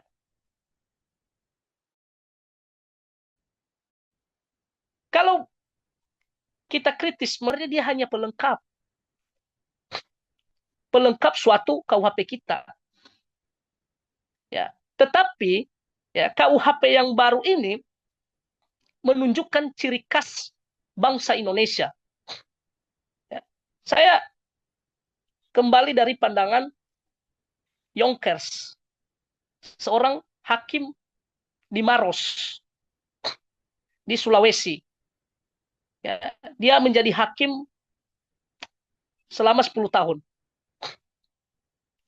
Ya, ketika Yonkers ya, ditanyakan, bagaimana pengalaman Anda menjadi seorang hakim di Maros, dia mengatakan sebenarnya hukum peninggalan kolonial Belanda ini tidak cocok dengan orang Indonesia atau orang pribumi. Karena mereka memiliki hukum tersendiri di setiap daerah. Dan hukum yang hidup di masyarakat itu, atau hukum adat mereka, berbeda dengan hukum-hukum di daerah yang lain. Ya, di mana hukum itu disesuaikan dengan karakter mereka, disesuaikan dengan budaya mereka. Itu Yonkers yang mengatakan itu. Dan dia yang bersuara lantang mengatakan hukum positif itu tidak cocok dengan orang-orang Indonesia. Maka hukum yang hidup di dalam masyarakat ini, ya kita berharap supaya pelaksanaannya bisa efektif, bisa bermanfaat, dan mewujudkan suatu nilai keadilan. Ya, jangan sampai kalau pemikiran pesimis, jangankan hukum yang hidup di masyarakat, hukum yang berlaku sekarang saja masih susah untuk menjalankan. Apalagi nanti hukum yang hidup di masyarakat. Dan memang banyak yang berpendapat semacam itu. Tapi kita bersyukur kita memiliki KUHP baru yang dibuat oleh anak bangsa sendiri. Kira-kira seperti begitu. Oke, baik. Terima kasih Bapak untuk Saudari Sophie. Bagaimana respon atau tanggapannya? Sedikit menanggapi bahwa dengan adanya hukum Living Law ini memang telah adanya pengakuan ya terhadap hukum adat langsung dalam KUHP. Terima kasih banyak Bapak untuk jawabannya. Sangat Baik, cukup. sama-sama. Oke, terima kasih juga Kakak. Akan saya lanjut ya Pak ya untuk pertanyaan berikutnya. Karena kita masih ada 10 menit atau 15 menitan lagi waktu untuk kemudian sesi diskusi atau tanya jawab ini. Di sini ada pertanyaan dari Saudara Arfan Ramadan. Sebagaimana bunyinya, izin bertanya Pak, bagaimana pandangan Bapak tentang hukuman mati dan alternatif percobaan 10 tahun? Dilihat dari segi keadilan, kepastian hukum, dan kemanfaatannya bagaimana Pak? Baik dari sisi korban, keluarga korban, maupun pelaku. Seperti itu Pak bunyinya. Saya persilahkan. Ya, terima kasih Pak penanya. Yang pertama, pidana mati itu sudah dihapuskan di beberapa KUHP di dunia ini, termasuk Belanda. Kita menganut hukum Belanda, peninggalan kolonial Belanda, KUHP mereka sudah menghapuskan, penjara mereka itu kosong. Yang kedua, dengan dimasukkan pidana mati sebagai pidana alternatif, ya menurut saya itu kita sudah masuk pada aliran modern. Karena kalau kita masih berpegang pada KUHP yang lama, kalau teman-teman tanpa menyadari, secara undang-undang kepastian hukum tidak ada yang mengatur tentang masa eksekusi pidana mati. Nggak ada. Itu kekosongan hukum.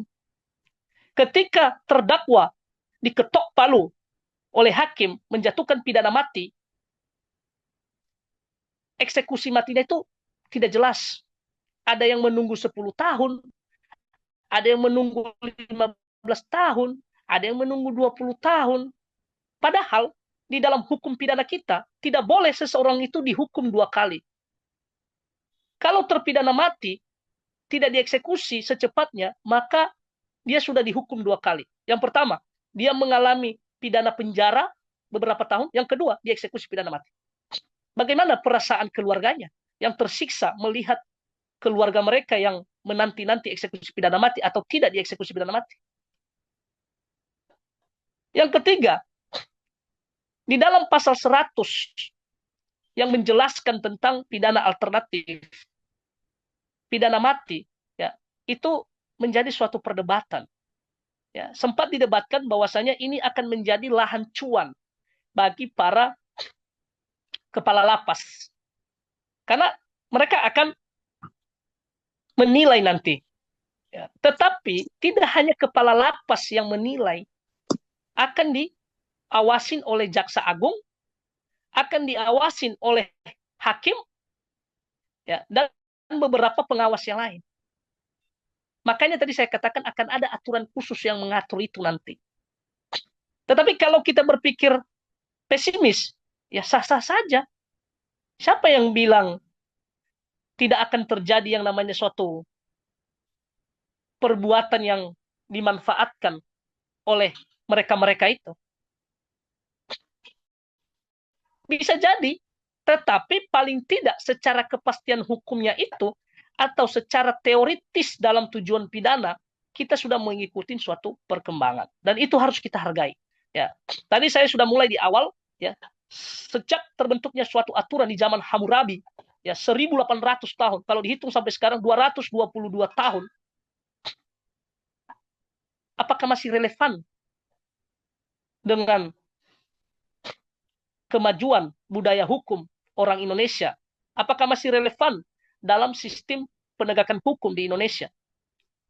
Pasti tidak. Maka kita harus ya menerima KUHP yang baru ini.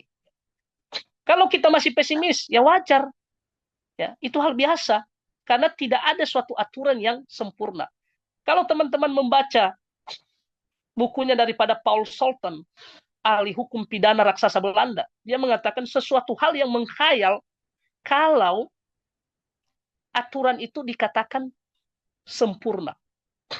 Memang betul dikuatkan oleh Profesor Hans Kelsen yang menganut hukum positivisme, yang percaya pada kepastian, tetapi dia berpendapat begini. Kepastian hukum itu ada di dalam undang-undang. Tetapi kemanfaatan dan keadilan itu ada di tangan penegak hukum. Makanya kalau bobrok etika dan moral penegak hukum, hancurlah hukum kita ini. Sebagus apapun KUHP kita, aturan yang lain, itu akan hancur kalau di tangan para penegak hukum yang moralnya roboh. Ya, maka ya itulah tanggapan saya dari apa yang ditanyakan oleh teman penanya tadi. Saya kembalikan kepada moderator. Oke, baik Bapak, terima kasih banyak. Saya lanjut saja ya Pak ya, demi mengefektifkan waktu ke pertanyaan berikutnya. Pertama ini dari Saudara Muhammad Subhi. Salam kenal Pak, bagaimana tindak pidana korporasi terhadap pasal 193 Undang-Undang Kesehatan? Seperti itu Pak bunyi diksinya. Ya, di dalam Undang-Undang Kesehatan Korporasi, ya secara umumnya sudah diatur di dalam pasal 45 di dalam KUHP 45, 46, 47, 48, 49 sampai 50 sudah diatur tentang tindak pidana korporasi di dalam KUHP. Ya, judulnya itu nanti bagian kedua mengenai pertanggungjawaban korporasi di dalam KUHP yang baru. Maka sudah sangat jelas diperkuat di dalam KUHP yang baru, ketika seseorang yang melakukan suatu tindak pidana dan memiliki suatu jabatan, maka akan ditambah hukumannya 1/3. Maka hati-hati yang punya jabatan. Ya, maka kalau Anda melakukan suatu tindak pidana, maka akan diberatkan hukuman kepadamu. Ya, makanya tadi ada di dalam pasal 53 dan 54 mengenai pedoman pemidanaan. Dan tidak hanya itu, ada sesuatu hal yang baru ya di dalam KUHP kita ini. Kalau teman-teman nanti membaca di dalam pasal 70 yang berbunyi bahwasanya untuk mempertimbangkan pasal 51 dan 53, 54, di mana ketika seseorang yang melakukan suatu tindak pidana di umur 70 tahun, maka itu tidak dipidana, akan digantikan dengan pidana yang lain. Ini akan menjadi bumerang juga untuk kita nanti ke depan. Bagaimana kalau ada yang umurnya 70 tahun atau 71 atau di atas itu melakukan pembunuhan? Apakah tidak diberlakukan pasal menghilangkan nyawa ya pada seseorang ya di dalam KUHP baru? Maka kita tunggu ya tanggal mainnya nanti pada tahun 2026. Kira-kira seperti begitu. Oke, baik. Saya berikutkan lagi dengan pertanyaan selanjutnya dari Saudara Yusuf Muhammad Akil. Izin bertanya yang saya hormati narasumber, bagaimana terkait mekanisme pasal perampasan aset sebagai pidana tambahan di KUHP pidana baru dan bagaimana penerapan dalam acara pidana. Seperti itu Pak diksinya. Ya di dalam perampasan aset ini kan harus ada aturan secara spesifik. Dan sedang RUU-nya kan masih di DPR, masih belum disahkan. Bagaimana pelaksanaan perampasan aset ya di dalam kasus extraordinary crime? Apakah ketika asetnya diatasnamakan oleh orang lain bisa dirampas, ya, atau tidak bisa? Karena ketika dirampas, maka kita harus bisa membuktikan. Ya, makanya ada pembuktian terbalik. Ya, jaksa harus bisa membuktikan. Ya, si pelaku koruptor juga harus bisa membuktikan. Ya, dikenal pembuktian asas terbalik. Nah, kalau memang dia tidak bisa membuktikan itu hartanya, maka akan dirampas. Tetapi kembali lagi, kita tunggu undang-undang untuk pengesahan di DPR. Apakah sudah atau tidak? Ya, kalau masih belum, di dalam KUHP ini saya bisa katakan belum 100% spesifik diatur. Ya, akan ada undang-undang lanjutan atau peraturan-peraturan lanjutan. Ya, tapi kita berharap supaya legislatif dan eksekutif kita berani untuk mengesahkan undang-undang tersebut. Ya, supaya ya para koruptor ini tidak mengkhianati bangsa dan merugikan bangsa. Ya, kira-kira seperti begitu. Oke, baik, dilanjut untuk pertanyaan berikutnya yang hendak disampaikan oleh Saudara Ade Daru Pangkahilah, dan mohon maaf baru terjangkau oleh saya atas momentum yang hendak disampaikan olehnya. Silakan, Mas. Terima kasih, Mas Sardan. Izin. Apakah suara saya terdengar dengan jelas, Pak? Terdengar. Terdengar, Mas. Baik. Izin, Pak. Saya di dari Pangkahilah. Kebetulan saya ada di bidang Pak, di Kejaksaan Negeri. Mungkin saya akan membahas soal KUHP, Pak, terkait penyadapan. Di pasal 136 KUHP terkait kewenangan penyidik untuk melakukan penyadapan. Ini kan bakal diatur nanti di lex spesialisnya, Pak, di Undang-Undang Penyadapan. Nah, tetapi sampai hari ini lex spesialisnya itu belum disahkan, Pak. Apakah bukannya nanti aneh atau tidak etis jika mengesahkan kewenangan penyadapan untuk menyadap di KUHP, tetapi dalam perizinannya di penyadapan di lex spesialisnya ini belum diatur. Jadi kewenangan penyadapan di KUHP yang baru ini tetap berlaku atau menunggu lex spesialis yang muncul dulu, Pak. Kalaupun nanti menunggu, bukannya terjadi kekosongan hukum. Ya, mungkin nanti yang menyebabkan penyalahgunaan kewenangan, Pak, untuk penyidik. Dan tidak sesuai dengan adegium lex duraset tamen scripta. Mungkin seperti itu, Pak, tentang pasal 136 KUHP. Ya, ini yang Pak KUHP atau KUHP?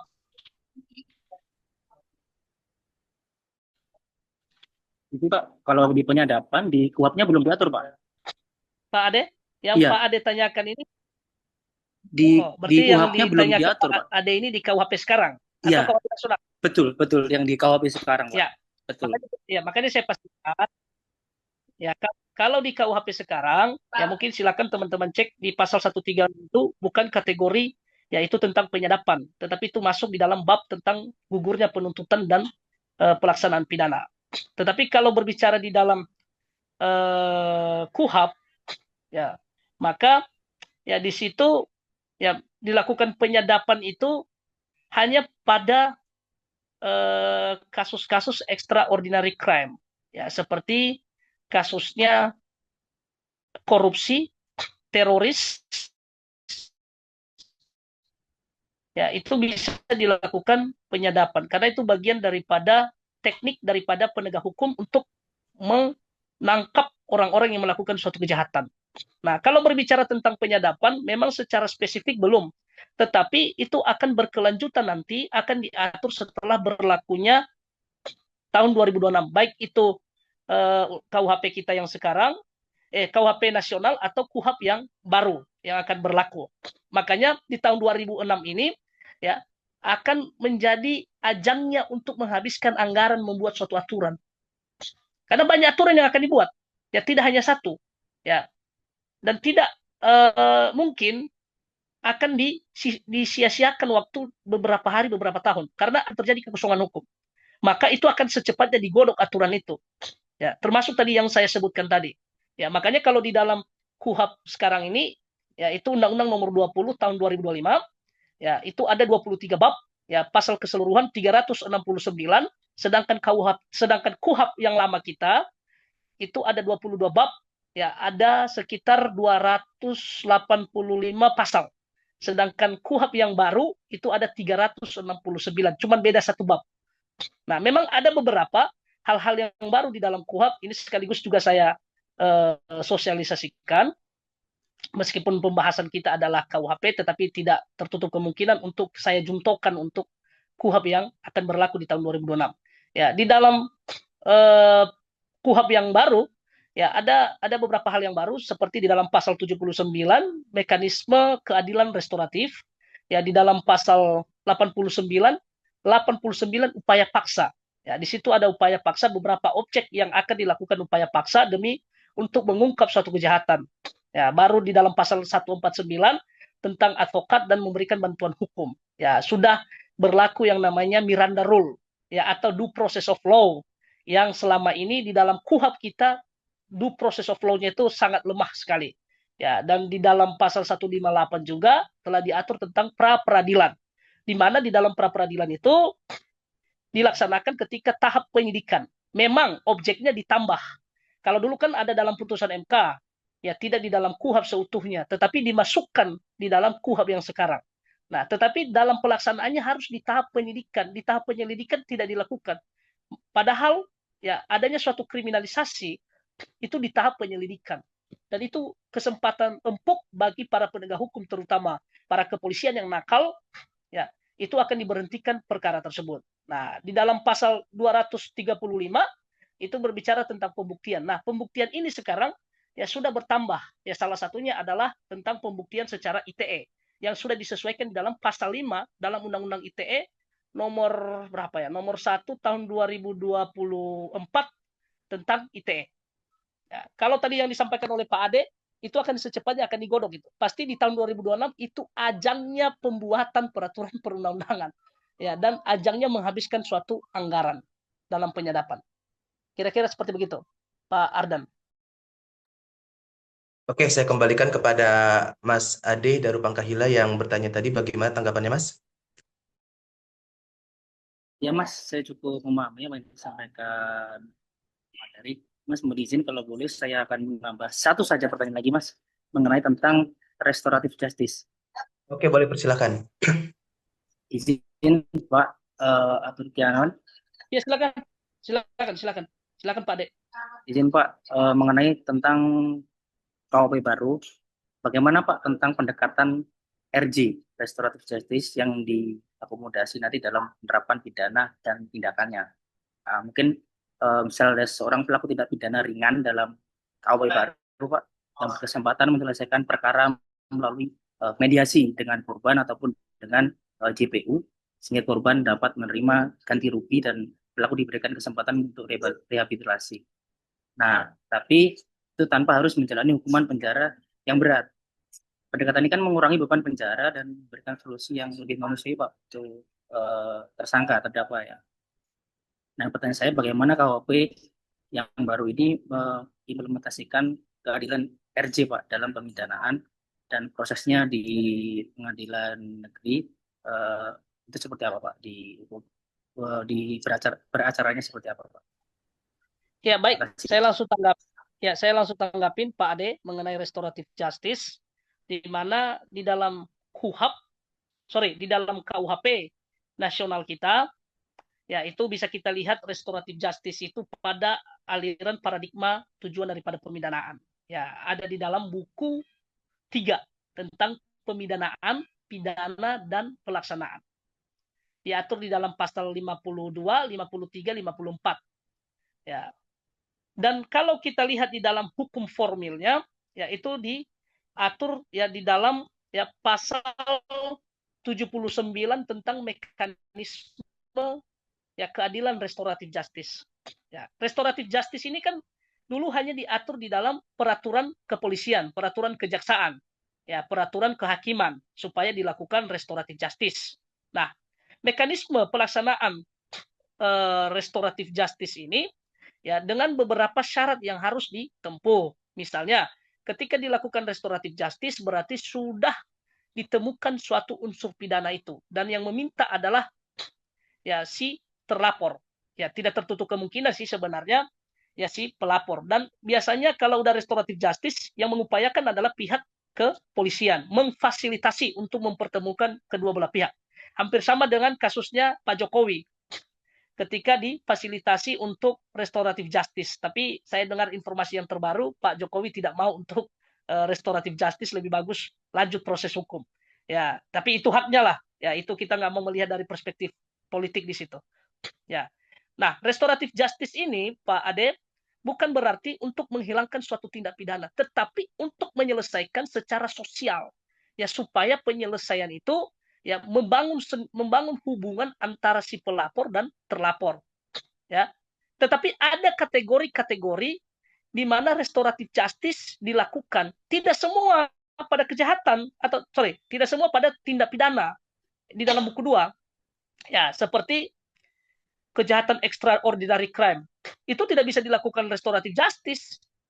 Ya, misalnya narkotika, ya, atau misalnya korupsi atau perdagangan orang, nggak bisa dilakukan restoratif justice. Ya, itu dilakukan pada hukuman yang tidak melebihi 7 tahun. Ya, di bawah 7 tahun. Nah, kalau restoratif justice ini kan konsepnya ini dicetuskan oleh Albert Eglas. Ya, di mana ya dia menghimpun suatu pandangan teori bahwasanya lebih bagus penyelesaian ini dilakukan melalui restoratif justice, sekaligus mendasari teorinya itu dari aliran pidana modern. Ya, kalau di dalam prinsip hukum pidana pasti teman-teman pernah belajar tentang aliran pidana klasik dan aliran pidana modern. Ya, kalau aliran pidana klasik lebih pada pembalasan, hanya perlindungan pada individu. Kalau aliran pidana modern itu lebih pada perlindungan pada masyarakat. Ya, kalau kita ingat di Inggris pada abad ke-10-12, ya semua kejahatan itu dihukum berat.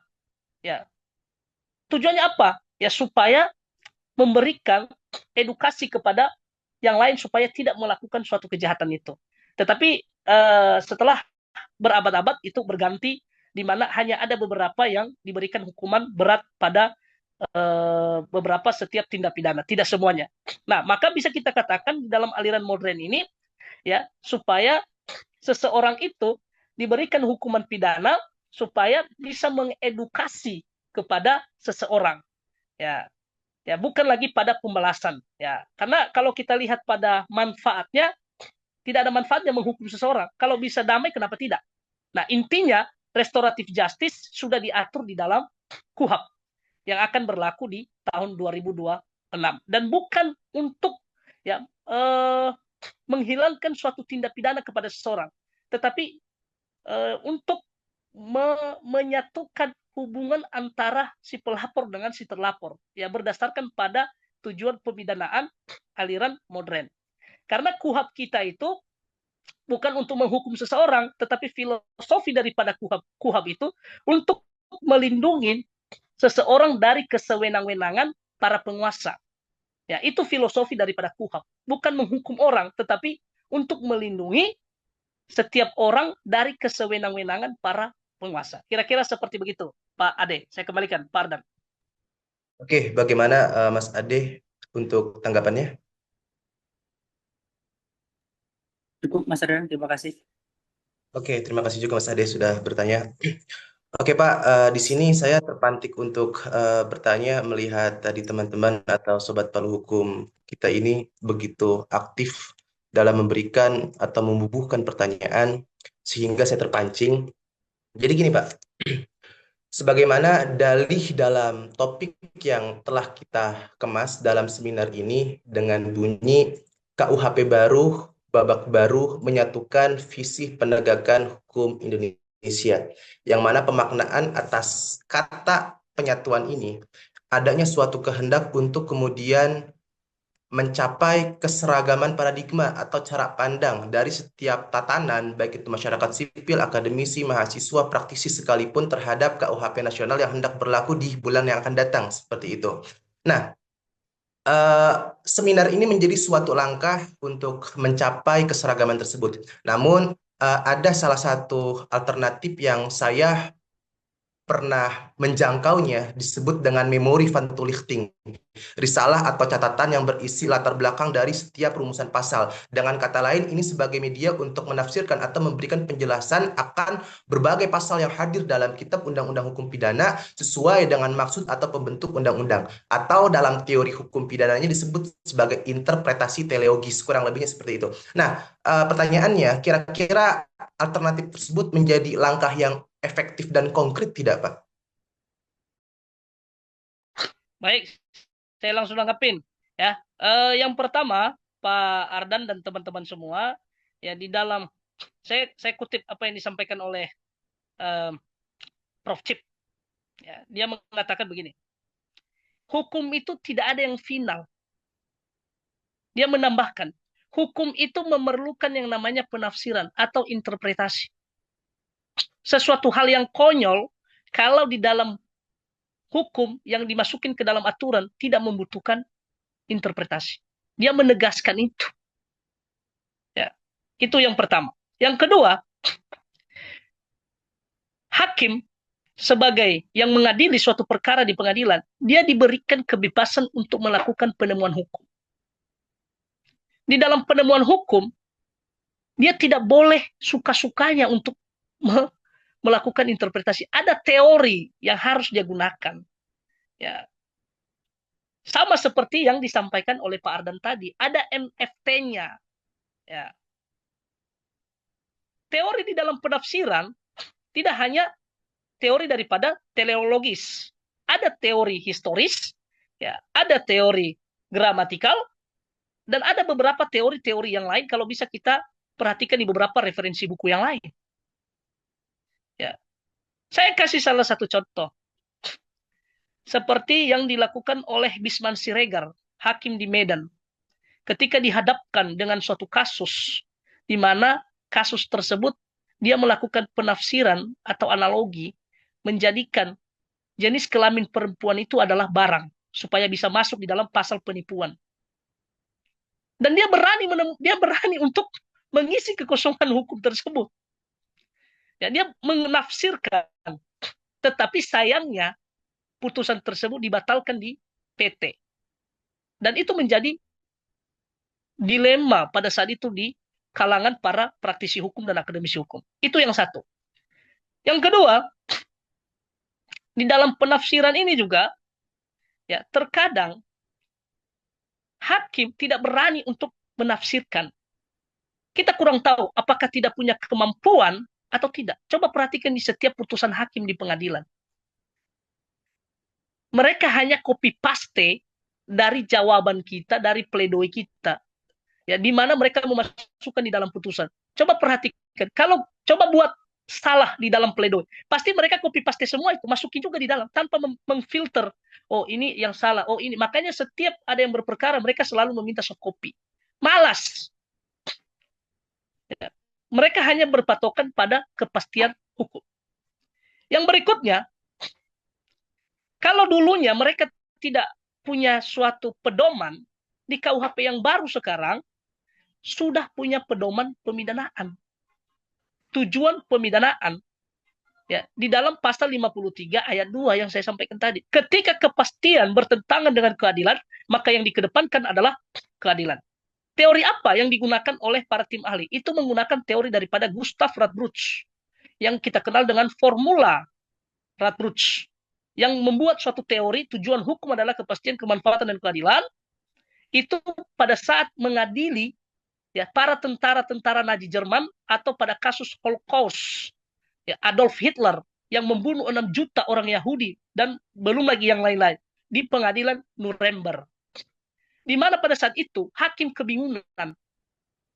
Tentara Nazi Jerman pada saat itu mereka serentak menjawab, kami melakukan suatu perbuatan itu karena adanya suatu aturan dan perintah dari Adolf Hitler tentang kemurnian ras. secara legalitas tidak bisa kita kejar mereka. Betul, ada aturan. Tetapi hakim pada saat itu yang diadili, hakim pada saat itu perwakilan dari beberapa negara, Amerika Serikat, Inggris, Prancis dan Spanyol, Uni Soviet, ya, mereka menggunakan teori daripada Gustav Radbruch. Karena Gustav Radbruch pada saat itu dia seorang ahli hukum raksasa di Jerman. Junto, menteri kehakiman di Jerman. Ya, dia mengatakan memang menghukum orang dengan dasar sudah ada aturan itu salah. Tetapi kalau tidak menghukum orang, ya, tetapi melakukan suatu perbuatan pidana itu lebih parah lagi. Ya, berarti tidak adanya suatu keadilan. Nah, di dalam pasal 53 sudah dicantumkan yang namanya teori daripada Gustav Radbruch. Yang berikutnya, ketika berbicara tentang penafsiran, ya, bukankah pernah ada kasus dulunya tentang penafsiran gramatikal, di mana ada satu kasus, ya, dihadapkan di depan hakim, ada pembelaan dari pengacara pada saat itu dengan mengatakan, ya, ini kasus pembunuhan, ini bukan mayat karena tidak ada kepala, tidak ada tangan, hanya tubuh yang ada. Lalu ditafsirkanlah hakim pada saat itu, oh ternyata mayat itu udah kategori, ya, di mana meskipun dia tidak punya kepala tetapi sudah tidak bernyawa, hanya tubuhnya, tetap itu mayat. Ya. Dan hakim mengadili dan memberikan hukuman pidana kepada si pelaku tersebut. Nah, di dalam penafsiran ini menguatkan keyakinan hakim ketika terjadi kekosongan hukum. Karena ada asas yang mengatakan ius curiat novi, artinya hakim tahu segala hukumnya. Maka tidak ada alasan hakim untuk mengatakan saya tidak tahu hukum, ada kekosongan, dan saya tidak mau mengadili, memproses perkara ini yang sudah dilemparkan di atas meja kami. Kira-kira seperti begitu, Pak Ardan Rifat. Oke, bila mana seorang hakim ini, sebagaimana jangkauan Bapak tadi, sebagian dari mereka mengcopy paste atas apa yang kemudian dikemukakan oleh pihak beracara dalam putusannya, yang menjadi pertanyaan, bagaimana rasio disicendinya, Pak? Ya, kalau berbicara tentang rasionya, ya, yang pertama dulu itu kembali pada 3 hakim. Makanya hakim tidak pernah ditaruh 4. Ya, selalu 3. Ya, mungkin ada yang pro 2, salah satu tidak pro. Ya. Makanya selalu ganjil hakim itu, tidak pernah ya genap. Supaya ada perbedaan pendapat.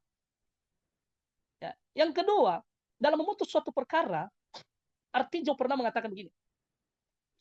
Hakim dalam memutus suatu perkara, yang pertama dia harus memperhatikan fakta-fakta yang ada di dalam persidangan. Baik yang dibuktikan oleh jaksa maupun pengacara. Yang kedua, dalam memutus suatu perkara, hakim harus menggunakan ilmu-ilmu yang lain, termasuk teori-teori para ahli. Makanya ada ahli yang diundang, ada ahli kriminologi, ada ahli bukan gasnya ini di 0,2 atau 0,1 ya. Ada ahli itu jelas data dan lain-lain. Yang ketiga, Artijo mengatakan setelah sudah menggunakan 1 dan 2, baru menggunakan keyakinan. Ya, keyakinan ini ditopang dengan kepatutan. Apakah patut saya menjatuhkan hukuman kepada seorang ini atau tidak? Ya. Maka keyakinan secara tidak langsung tidak boleh berdiri sendiri tanpa melewati yang 2 ini. Ya, makanya di dalam KUHP lama kita itu kan mempertegas, ya, keyakinan akan ditopang dengan 2 alat bukti. Tetapi kalau terjadi suatu kekosongan hukum, ya hakim harus melakukan penemuan hukum, ya, dengan menggunakan parameter-parameter teori yang ada di dalam hukum. Kira-kira seperti begitu, Pak. Oke, baik Bapak, terima kasih atas tanggapan terkait persoalan tersebut. Namun, menimbang daripada memori van toelichting yang saya sampaikan, sebagaimana yang tadi saya kemas atas tanggapan Bapak, ini menjadi suatu sarana yang dipijaki oleh hakim, salah satunya sebagai penegak hukum. Namun, entah kenapa pihak-pihak yang beracara, seperti halnya advokat, saya sering-sering bertemu dengan sebagian dari mereka, begitu asing mendengar memori van toelichting ini. Bahkan ketika dia membaca rumusan pasal pun lebih seringnya ya Pak ya menggunakan logika mereka sendiri seperti itu. Namun ketika saya mendengar salah satu opini dari ahli hukum Martin Luther kalau tidak salah, beliau mengatakan logika memang patut diperbolehkan atau digunakan, namun ketika bertentangan dengan keadilan substantif khususnya, maka ia dahulukanlah keadilan substantif walaupun logika tersebut diterima dengan akal dan keadilan substantif tidak diterima dengan akal. Itu menurut Martin Luther. Nah, kemudian saya mengutip daripada pernyataannya Profesor Edi Hairis, Zainal Arifin Mukhtar, Sudik Namartokusumo. Mereka adalah guru besar dari universitas yang berbeda.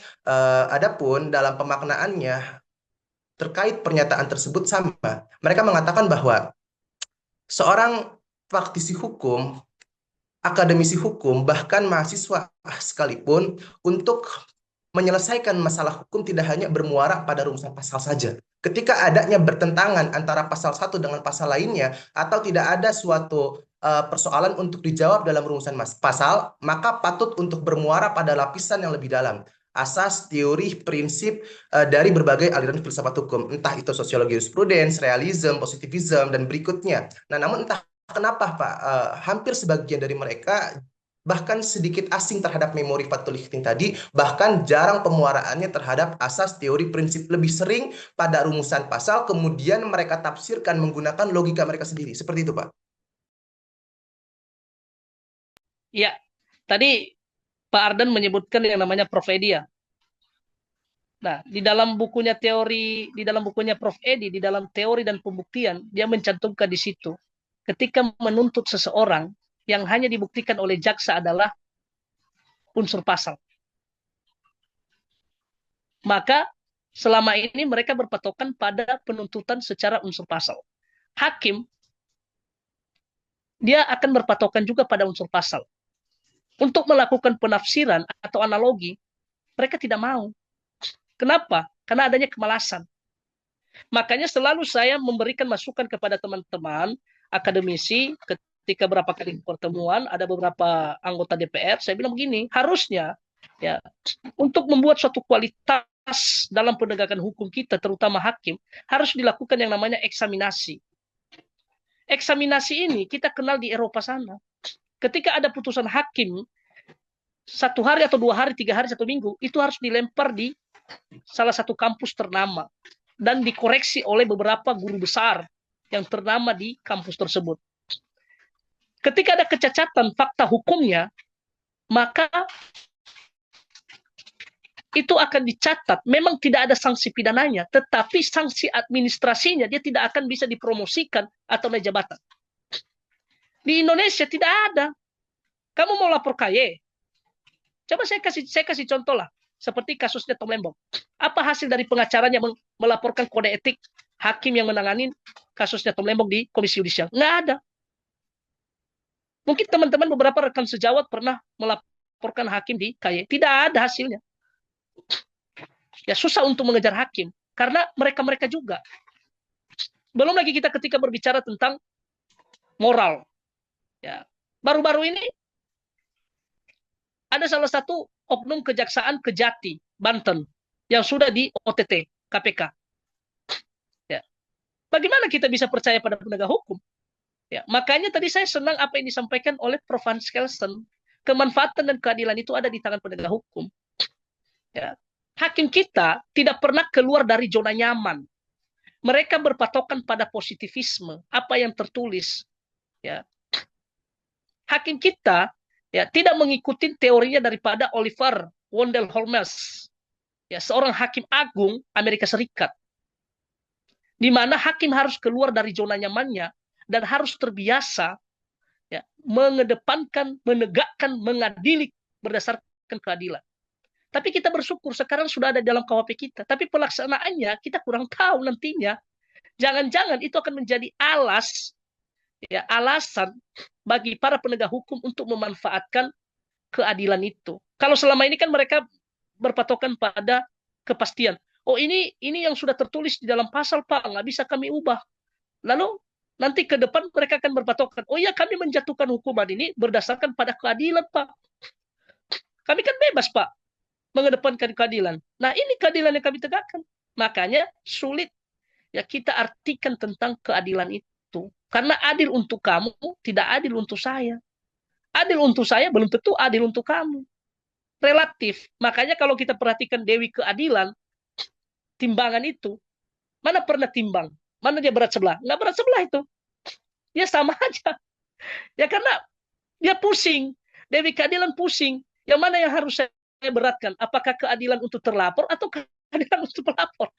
Nah, itu sulitnya yang mengartikan suatu keadilan itu. Tapi kita bersyukurlah sudah dianut yang namanya teori Gustav Radbruch di dalam pasal 53 ayat 2. Ya, kita saksikan saja nanti di tahun 2026. Semoga hakim kita berani keluar dari zona nyaman. Kalau tidak berani keluar dari zona nyaman, maka tidak ada bedanya KUHP tahun 1946 dengan KUHP tahun 2023. Sama saja. Ya. Karena kembali pada budaya hukum kita. Apakah budaya hukum kita kuat nggak menerima suatu aturan itu? Kalau budaya hukum kita masih seperti begini, ya susah juga. Akan gitu-gitu terus. Demikian Pak Ardan. Oke, baik Bapak. Terima kasih banyak atas gagasan yang Bapak kemukakan. Semoga ini menjadi suatu bentuk bahwa kami dan teman-teman yang bertanya dapat merdeka dari ketidaktahuan. Oke, tidak terasa kita sudah masuk ke dalam penghujung waktu, bahkan batas waktu sekalipun. Sebelum saya tutup, saya ingin membacakan kesimpulan terlebih dahulu dari apa yang kemudian Bapak kemukakan. Sedikit atau banyaknya pengemasan yang saya lakukan ini, bahwa menimbang atas topik tadi terkait KUHP lama dan KUHP baru, adanya suatu perbedaan. Yang mana KUHP lama itu mengadopsi 3 buku, mulai dari buku 1 tentang ketentuan umum dengan 9 bab, buku 2 tentang kejahatan mengadopsi 31 bab, buku 3 tentang pelanggaran mengadopsi 9 bab. Adapun KUHP baru terdiri daripada 2 buku. Buku pertama tentang ketentuan umum terdiri dari 9 bab, buku 2 tentang tindak pidana yaitu terdiri dari 37 bab. Nah, KUHP baru dan KUHP lama dapat dilihat disparitasnya melalui tolak ukur aliran yang kemudian hadir, baik klasik ataupun modern. Yang mana klasik ini bertumpu pada sifat yang lex talionis, yakni pembalasan terhadap pelaku, kemudian perlindungan hanya hadir kepada korban. Adapun aliran modern itu bersifat kemanusiaan, yakni perlindungan tidak hadir pada korban belaka, melainkan hadir juga pada pelaku. Kemudian dalam aliran modern ini menghadirkan beberapa teori, diantaranya restoratif, rehabilitatif, korektif, sekaligus dengan jenis-jenis teori lainnya. Lalu KUHP baru ini mengadopsi modified DLP system, yaitu penimbangan atas suatu bobot sanksi pidana, yang kemudian terdiri dari beberapa bobot tersebut. Lalu KUHP baru memakai pemaknaan yang sama dalam buku 3 antara pelanggaran dan juga kejahatan dengan penyebutan tindak pidana. Namun patut digarisbawahi adanya pengecualian berdasarkan disiplin ilmu kriminologi yang kemudian tidak mengenal perbedaan tersebut. Mungkin hanya kesimpulan demikian yang saya sampaikan kepada Bapak. Sedikitnya mohon maaf. Saya kembalikan kepada founder hukum Palu Hukum Indonesia. Silakan. Oke, terima kasih Mas Dr. Aturkian dan Mas Ardan. Saya melihat ini memang interaksi yang sangat menarik ya. Apalagi awal tahun depan KUHP ini sudah berlaku dan nantilah kita lihat bagaimana proses penegakannya nanti. Nah, mungkin dari saya mungkin cukup itu saja, cukup singkat aja karena mungkin jauh waktu sudah menunjukkan jam 15.26. Kalau di sini di Makassar itu jam 16.26. Kalau saya berdomisili di Makassar, tuh. Jadi tuh, mungkin nanti sesi terakhir itu Mas Ara nanti bisa mengakomodir. Nanti ada sesi foto bersama. Setelah itu nanti kita tutup ya. Nanti dari Mas Ardan aja. Oke, terima kasih Mas. Oke, baik Pak. Saya ingin memberikan apresiasi terlebih dahulu kepada Bapak bahwa apa yang kemudian Bapak sampaikan ini merupakan nutrisi pengetahuan bagi kami yang amat bernilai. Oleh karena itu, semoga lelah Bapak ini menjadi suatu rahmat dari Tuhan Yang Maha Esa. Mungkin hanya demikian apresiasi yang saya berikan, kurang lebihnya mohon maaf. Dan ketika adanya suatu bentuk yang tidak totalitas dari saya sebagai moderator kepada para pihak yang kemudian bertanya, mohon dimaafkan sebesar-besarnya dan mohon ampun bila mana tidak santun. Sekian, terima kasih. Wassalamualaikum warahmatullahi wabarakatuh. Waalaikumsalam warahmatullahi wabarakatuh. Foto dulu Mas, semua. Baik, sebentar ya. Oke, teman-teman bisa on kameranya. Kita sesi foto dulu.